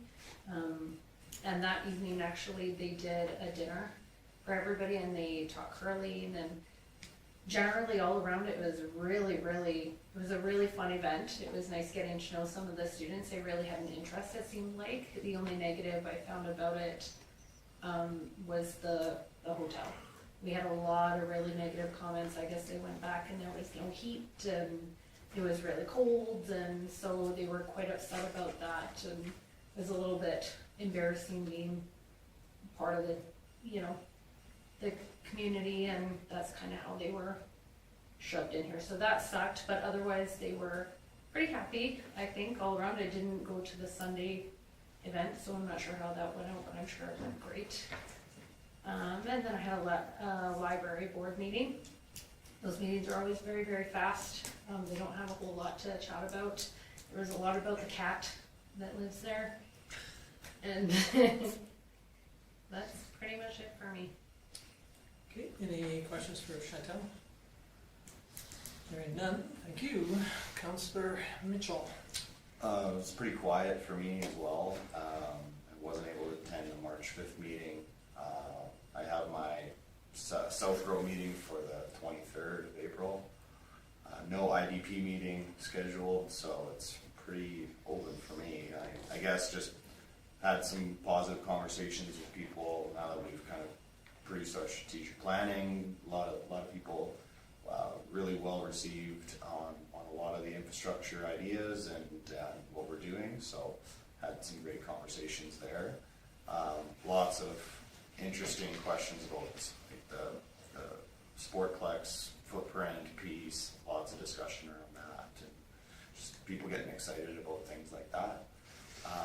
One thing I do plan on attending is that council hearing on the 1st with that proposed bylaw amendment on the land use for the data center going east of the Traverse. So that seems to be creating a lot of buzz. That was kind of sent out Friday or something. And yeah, really interesting piece, just given that I, at the Munis conference, sat in on Alberta Invest, and that's all they were talking about was data centers and how to prepare municipalities for investment and different things. And this one is going to take a while, and there's lots of concerns people have with, you know, power and water being key things, environmental piece as well. So it's a large scale project. Like reading the document, I was kind of amazed really at how large it is, but it's broken up into 4 phases. looks very interesting, but yeah, it'll be an interesting meeting next week. So it's on the 1st at 1:30. If anyone else wants to go, Where's it at? I think it's just at the County council office. County council office. chambers, right? That's April 1st. April 1st, 1:30. Yeah, Yeah. yeah. It's gonna be it's a 2 gigawatt footprint, which is twice the size of the one in Olds. I heard 8,000 plus acres. Yeah, That's it's huge. 4 phases, it's 4 data centers. It's called a data center campus. So it's several data centers in a park essentially, and it's its own kind of industrial park. It's pretty interesting. You know, the one in Olds was a 1 gigawatt single factory, and the AUC actually brought it back.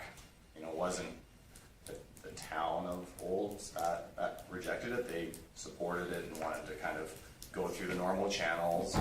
The AUC ended up bringing it back to them, going, you know, it's an incomplete application. There's several things you need to address and then bring it back.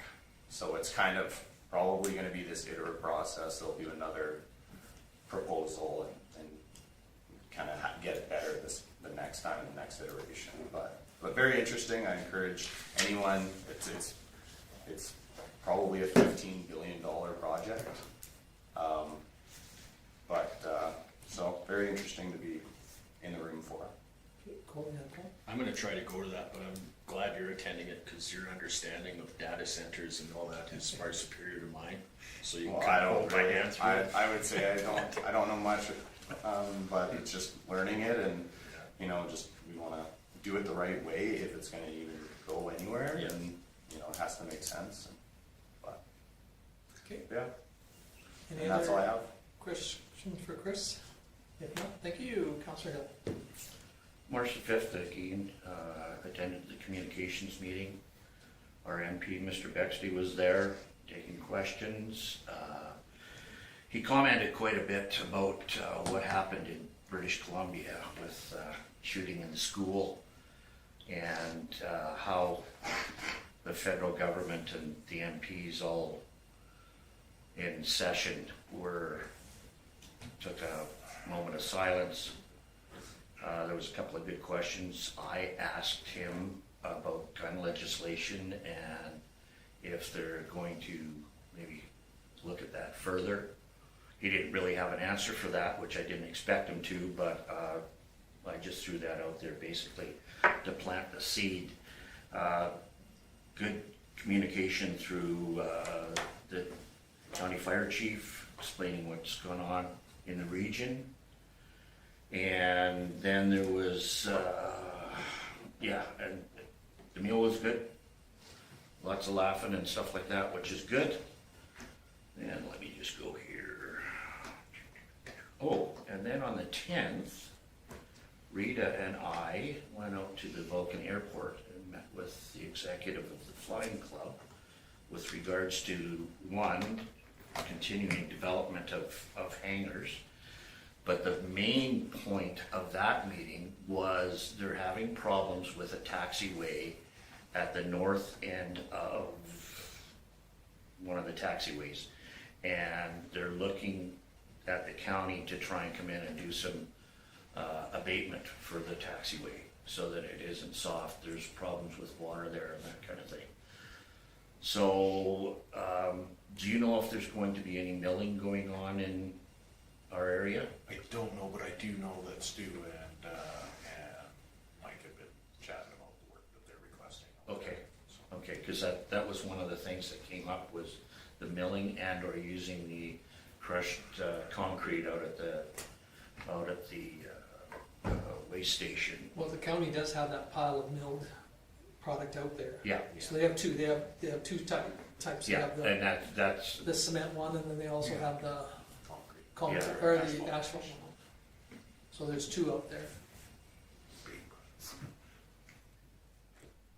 17th, the MPC meeting. We had the gentleman that is doing it's not cryptocurrency, it's, What kind of mining, Judy? Is he doing for the data center? No, it's not crypto. It's something else. Anyways, talked an awful lot. There was some good questions that came out from other members. And he really explained there's basically going to be 3 phases. The first phase, which is getting this one up and running by December. Second phase will be another footprint with the solar panels and stuff like that. And then the third phase will be a building with security and up to 5 to 7 employees for looking after the computers and stuff there. So that was a very interesting MPC meeting.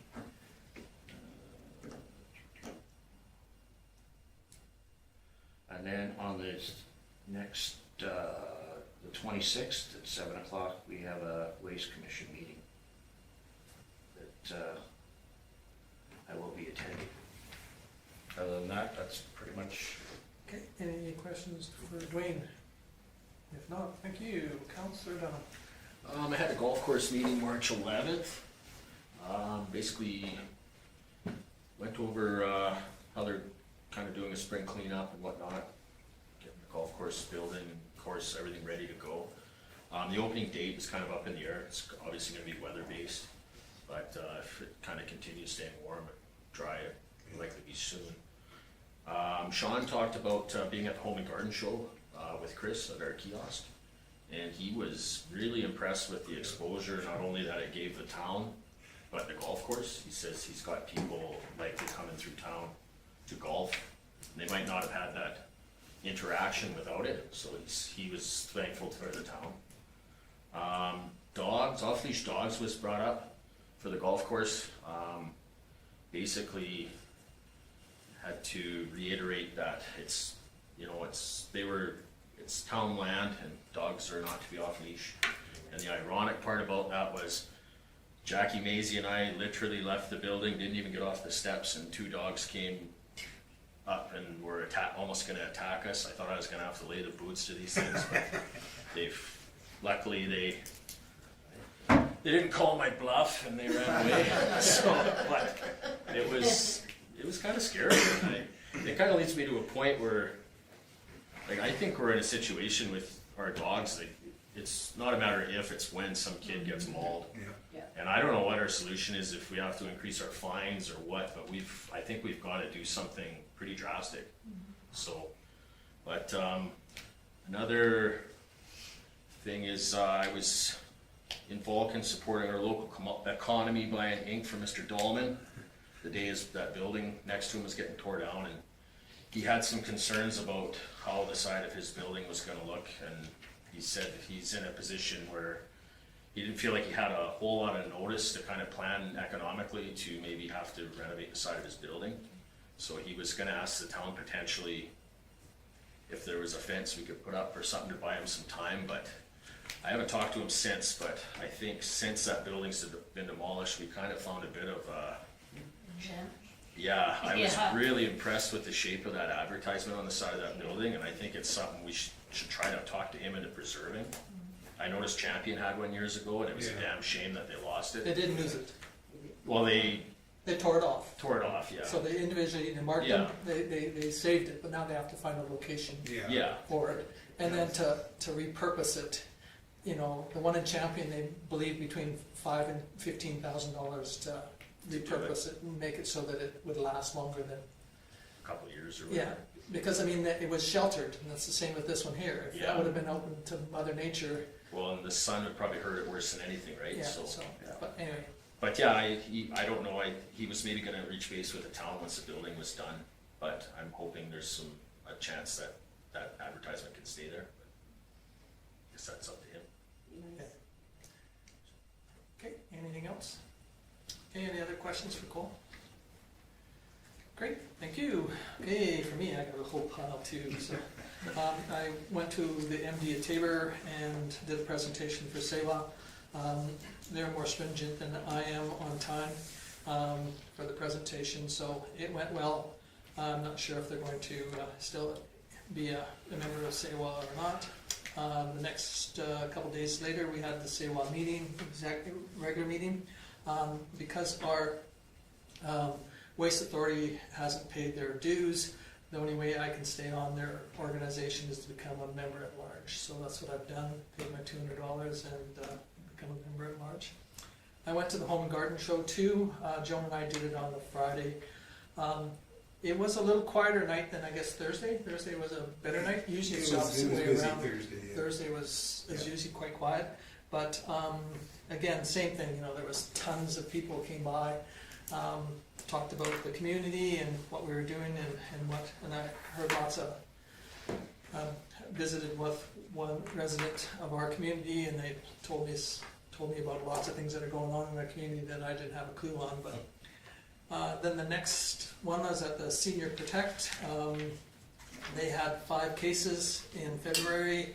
1 in Fort Macleod, 2 in Claresholm, 1 in Vulcan. 1 was from somewhere else that's not a member of the group, but yet they participated with it.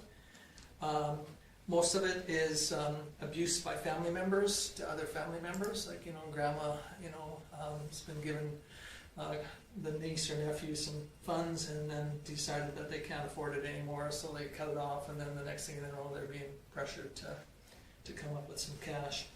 So that was the major one. Talked about the March the 12th, the FCSS having that Wheels in the States seminar at the hospital, and I guess it went really quite well. Other than that, next meeting's on April the 2nd. There was 12 people at the meeting. I did forward the information to Gabrielle about this Jill with Mayors and Reeves, so she can do that presentation. Hopefully, she will do her presentation on the type of care that's being offered in some long-term care facilities.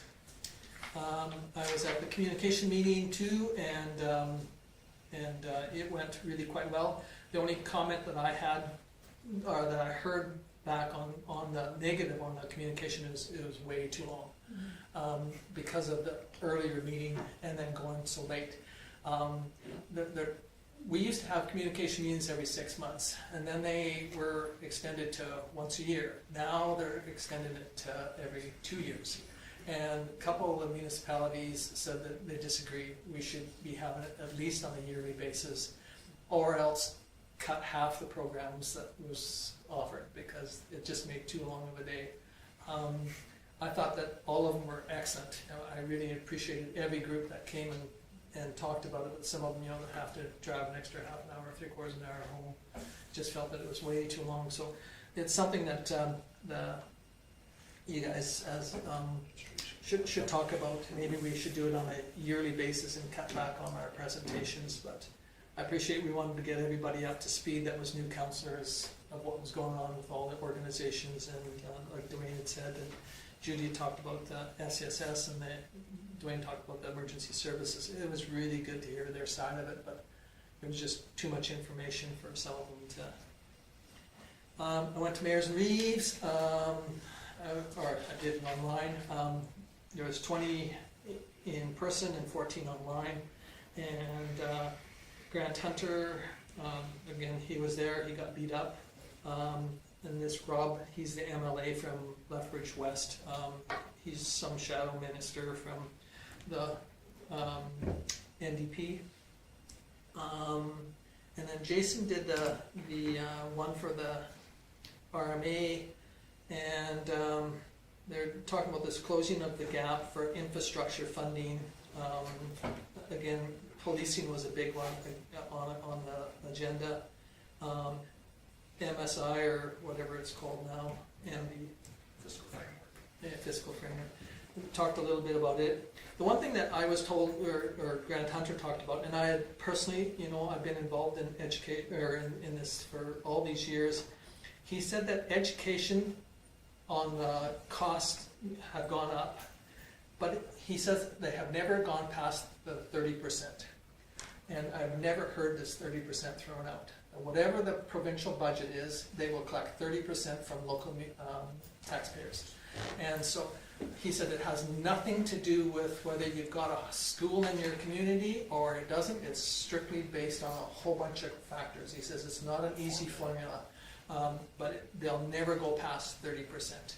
So he says it's not fair for us to pick on them and saying that it's their fault. And then that's when we throw it back and said, well, you guys pick on the provincial government saying it's not their fault for the policing costs because it was a federal, allocation and Grant quit. He just said, you win, I quit. But anyway, that was the first time I've ever heard this 30% thrown out. So he said, no matter what it is, you'll never pay more than 30% of the provincial budget on education. So he says, as long as we're paying teachers more and there's assistants more and building more schools, anticipate the cost is going to go up. Then there was a bit of a discussion again about a municipality is going to get a new school, but again, like we had talked about a little bit, is that which is great for your community, but all the costs are allocated back to the municipality. Your road, all your services, all those factors go back, and so all of a sudden you have no discussion on when it's going to happen. All of a sudden they get approval for it. Now one municipality has to come up with $1 million, and that's in Colbert or starts with the C and it's down south. LDS community. Starts with the C. Cardston. Thank you very much. Cardston is going to get a new school. You win. But yeah, thank you. But they need $1 million for the infrastructure that the municipality has to come up with, or else the school doesn't go in place. So that's probably why, after our bit of a discussion about high school, we need to really sit down with Palliser and find out what their plans are, so that we don't get nailed and caught. The Marcus Foundation was a prime example. They were kind enough to come up with some cost calculations, and we knew how much money we were going to have to come up with if it happened, and we started putting that money away. And I think that's what we have to do with the education side of it, so that we're not blindsided with all of a sudden a $750,000 bill, and now we're the bad guys because we can't afford it. Then the school doesn't happen, and they go to somewhere else. So there was a bit of a discussion on that. I can't remember what bill it is, but it's some bill anyway. And then other areas where it was unpaid oil and gas taxes, and then EMS standing committee that Jason sits on. And so there was a bit of a discussion on the unpaid gas and taxes, and provincial government's working on that supposedly. Code of conduct, some municipalities are really happy that it's been changed, but yet other municipalities are saying now that, being that you have to go through the provincial side of it instead of, like we had at code conducts for our own mayors and reeves and the municipalities, but now it's been changed. So that was pretty well it.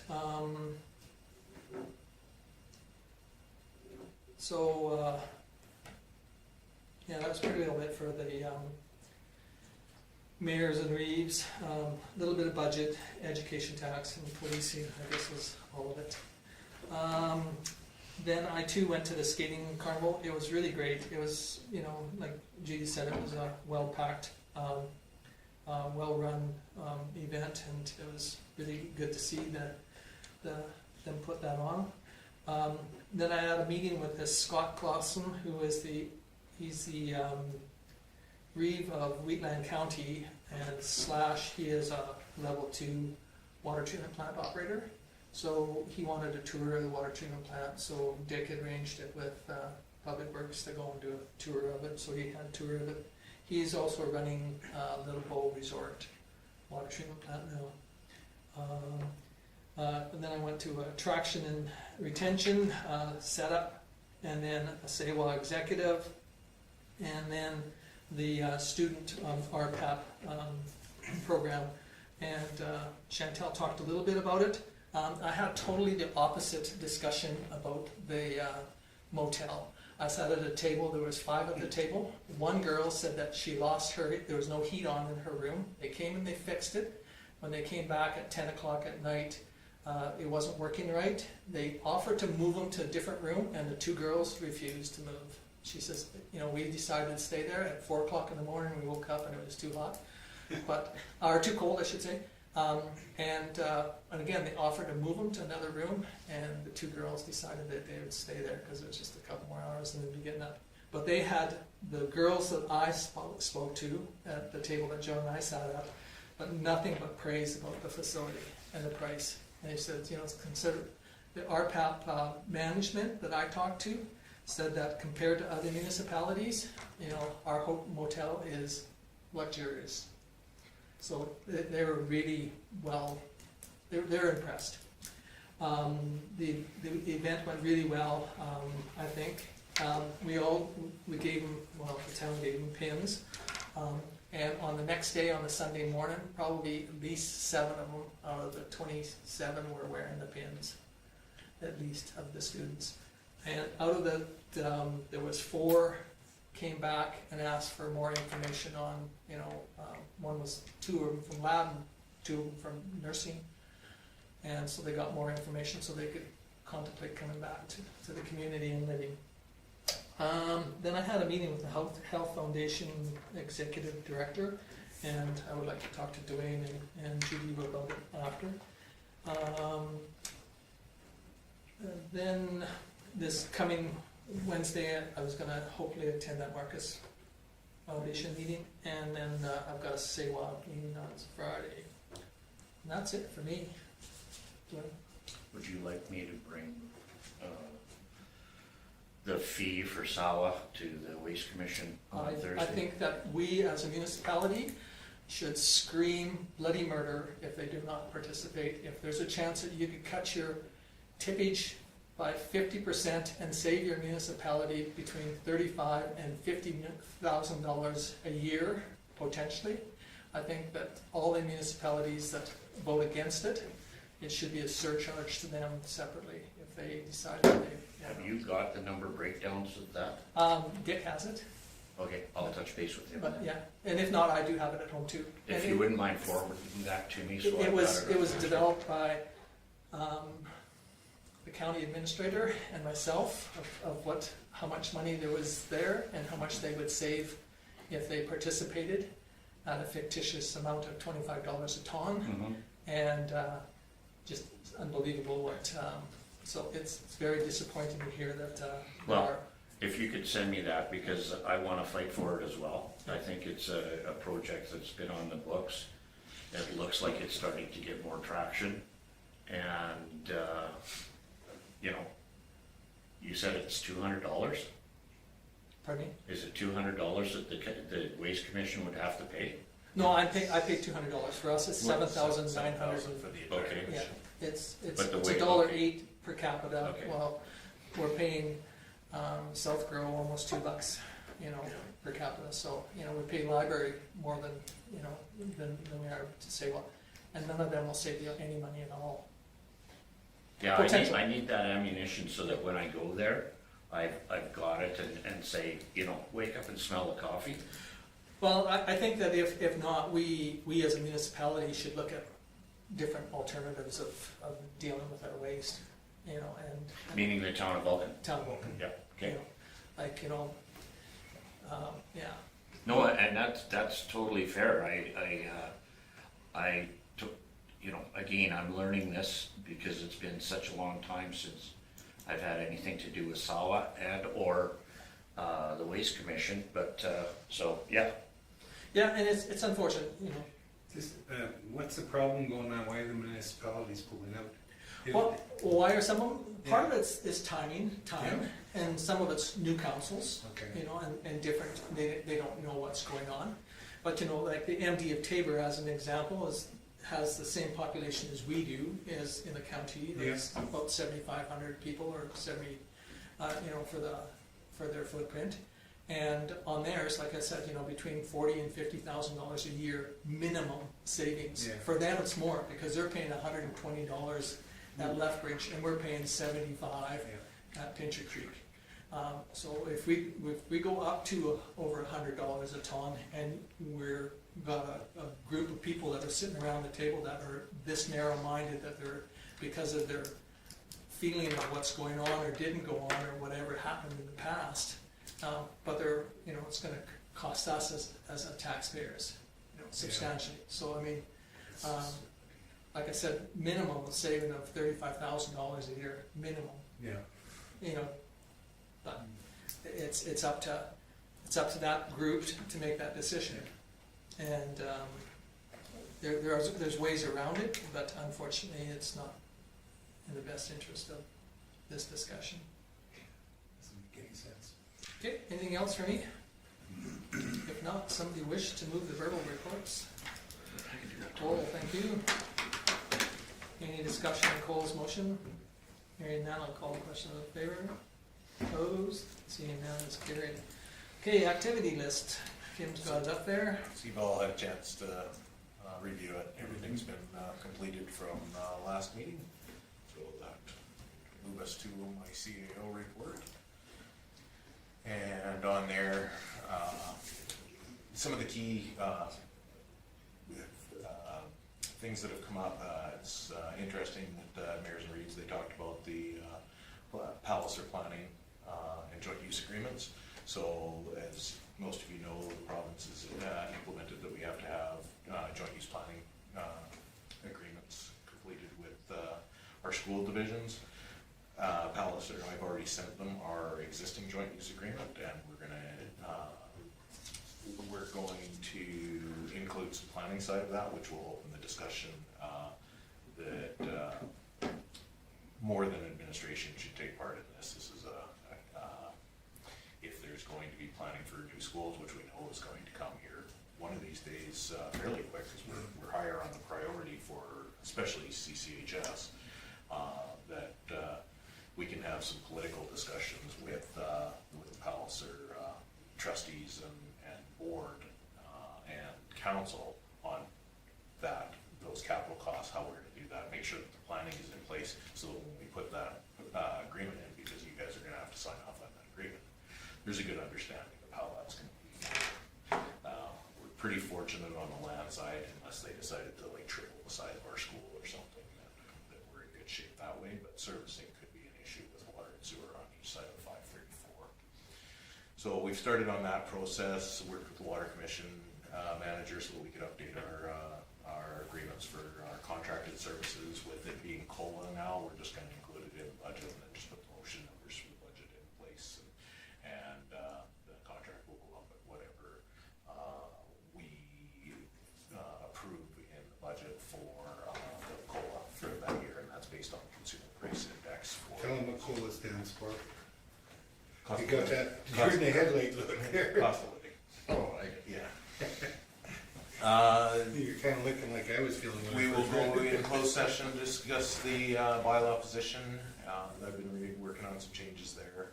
And then updated bylaw officer job description based on some feedback I got from exit interviews. And the Community Foundation grant for FCSS, I was able to get that executed as well, so there was some grant funding that should be coming that way. They don't ever ask us to sign those agreements unless there's a pending grant approval, so that's hopefully good news. And then we've got our new assessment information, so as soon as we get our financial statements, we'll be able to start doing some calculations for budget for our mill rate.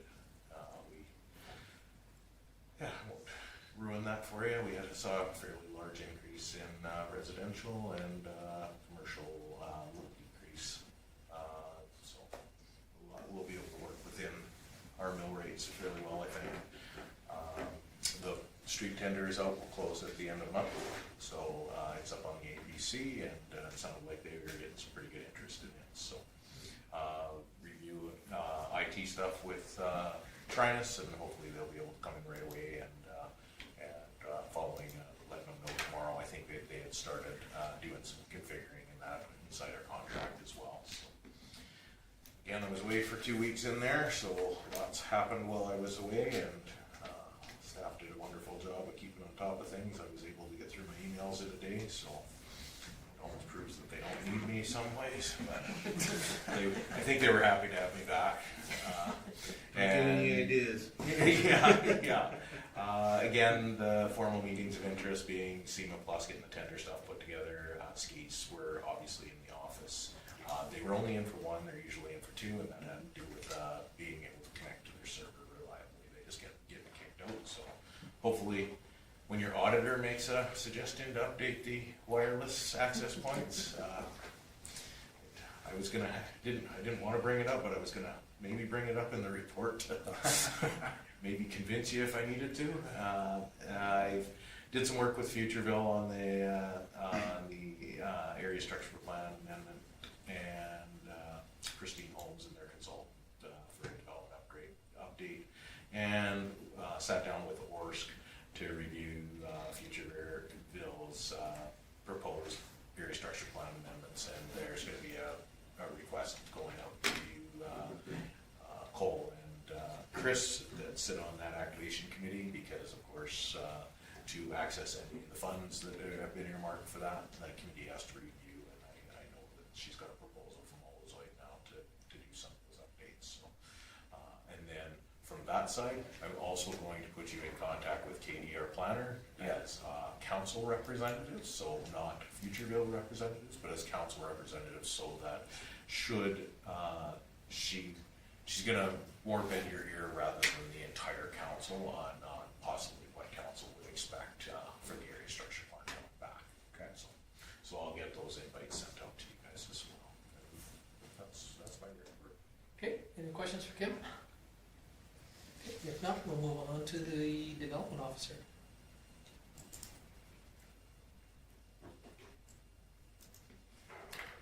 This one that's got the stop work order, is it started to be torn down yet? No, we're dealing with the homeowner, but the tenant is still. Yeah.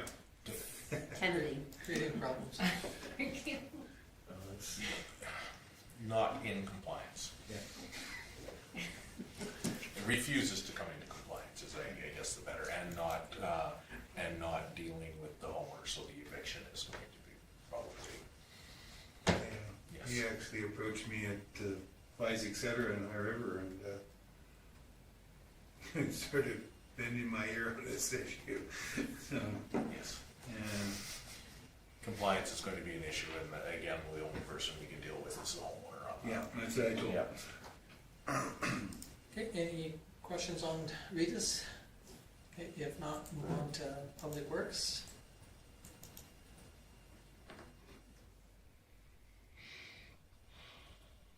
Let's see, we didn't do too bad on the sale of the truck. On that pickup. I was quite surprised. That's, Holy crap.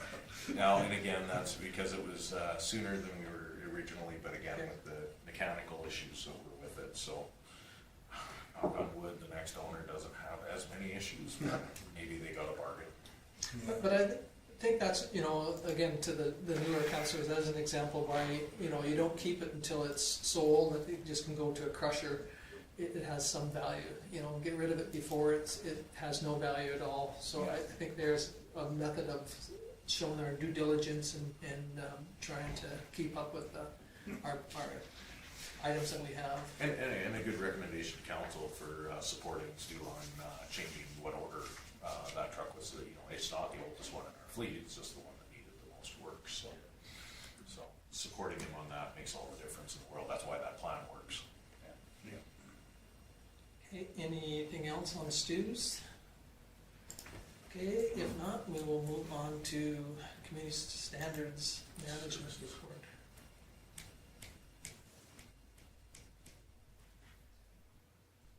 Do they think they'll have any problems getting staff for the pool? It's looking good so Okay. far. Yeah, there are quite a few. We have staff on the younger side, so it's the recruitment process is starting to ease up from what it was a couple of years ago. Yeah. I had a friend whose kid usually lifeguards in High River ask me about possible job opportunity Vulcan, because I don't think their pool's gonna be functioning this summer. Yeah, no, it's not until September now, I think. Yeah, and I had a lot of people, I was at a banquet in High River, come up and say they're getting passes for our Vulcan pool, because theirs is closed. Oh, yeah. They actually prefer ours anyways. Oh, yeah. That's good. So, yeah, hopefully on that site, some of our lifeguards that we can recruit and hopefully retain. Really good feedback on his Volcom stuff as well. That ticket's being sold and Yeah, and that was another one. Dwayne reached out and asked the question about, for those that wanna go to the parade for the Comic-Con, and that's on April the 23rd. If you can make it, that'd be great. The only criteria is you have to dress up. You can't just wear your blue jeans and a t-shirt. And Chris is also, because of the nature of that, he's also going to, he's working on recruiting those that participate in Vulcan annually that I believe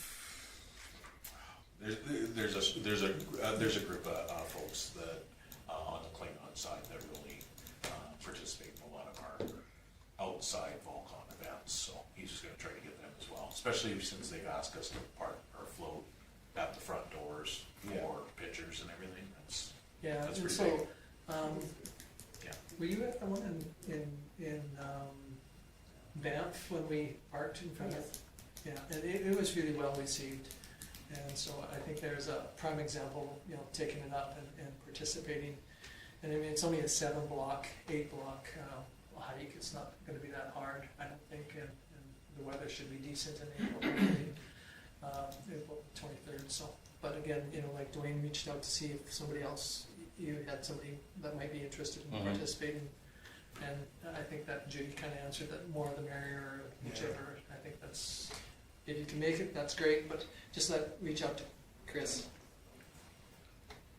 And I think that's pretty well it for his, but anything else? So, I mean, these hits, I don't know the increase.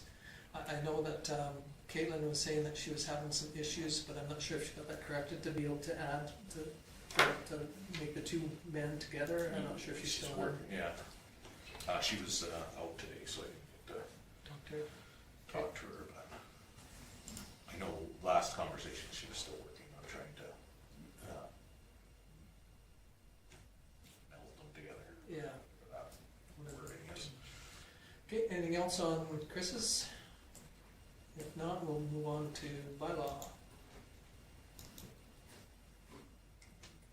The majority of the things since the last council meeting have been dogs. Yeah, and I think that just shows the ignorance of the animal owner that, has no disregard for what their animal's doing. I mean, I don't think it's the animal as much as the disregard, but is the delinquent and poor animal owner that is creating 90% of our costs and hardships. Anything else on Channing's? Okay, moving on to the fire services.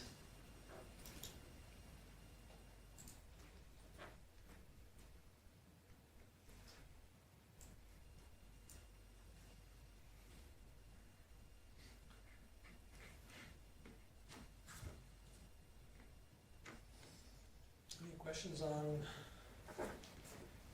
this one? Again, I'm not sure if this is Peter's or whether this is Doug's, I but, think Doug does it all now. okay. Yeah, I wasn't sure whether it was Oh, it might get delegated. delegated. The biggest one that, is a hardship for every municipality is that darn, first response or medical, 36 and, 27, and it's great on one behalf, but it's an expense on the other. Very much so. Okay, any other questions on Doug's? Okay, if not, somebody wish to move the management? Oh, Cole. Any discussion on Cole's motion? Hearing none, I'll call a question in favor. Opposed? Seeing none, it's carried. Okay, so now we need to go in camera, our closed meeting, so we'll have to kick out our two, Troublemakers. We had stuff to say. oh, well, sorry, Fine. Get out of here. It's been a slice. you can, closed session. If not, we'll call in our, We could tell you, but then we'd have to shoot you. call our bouncer to have you removed. He's the bouncer. Thank you for coming. Thanks, guys. Thank you. Okay, so The reason for Need a closed, motion? closed session is to deal with advice from officials on labor related. Yeah. So. okay, so a motion to go in, Judy, It was in at 9:13. 9:13, what is that, We don't care. 21:13? Okay, so any discussion on Judy's motion? Hearing none, we'll call the question, those in favor? We are officially in closed session, we'll just get rid of the camera.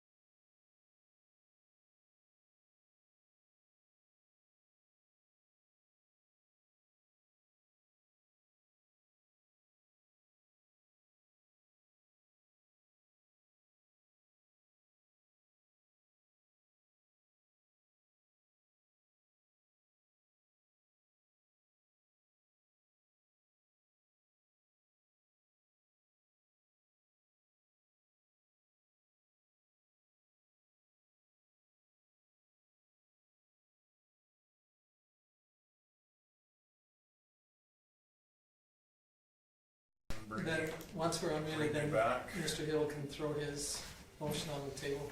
Aaron, you're back running? Okay. Okay, 9:28. Perfect. Thank you, Mr. Mayor. So we have a motion by Dwayne to come out of in camera. All in favor? Opposed? Seeing none, we're officially out of camera. And so we have a motion. That council would like to make, if you'd like me to read it. The motion that was discussed is that council directs administration to draft an amendment to policy A20, the organizational chart, as per the discussion in closed session, to be presented to council for consideration at the regular meeting of council on April 13th, 2026. Okay. Anybody wishing to make this motion? Judy? Okay, any discussion on Judy's motion? Hearing none, I'll call the question. All in favor? Opposed? Seeing none is carried, so I'm looking for one more motion. I think we'll give it to Chantel. I think she beat me, yeah. Thanks. Chantel moves that we adjourn. All in favor? Yep. Was it 9:29. You got a minute, Dwayne? Yep. Okay. You betcha. Okay, I'm just gonna end this Judy, broadcast, you and I got- did wanna ask council something else that, Yeah. and this is more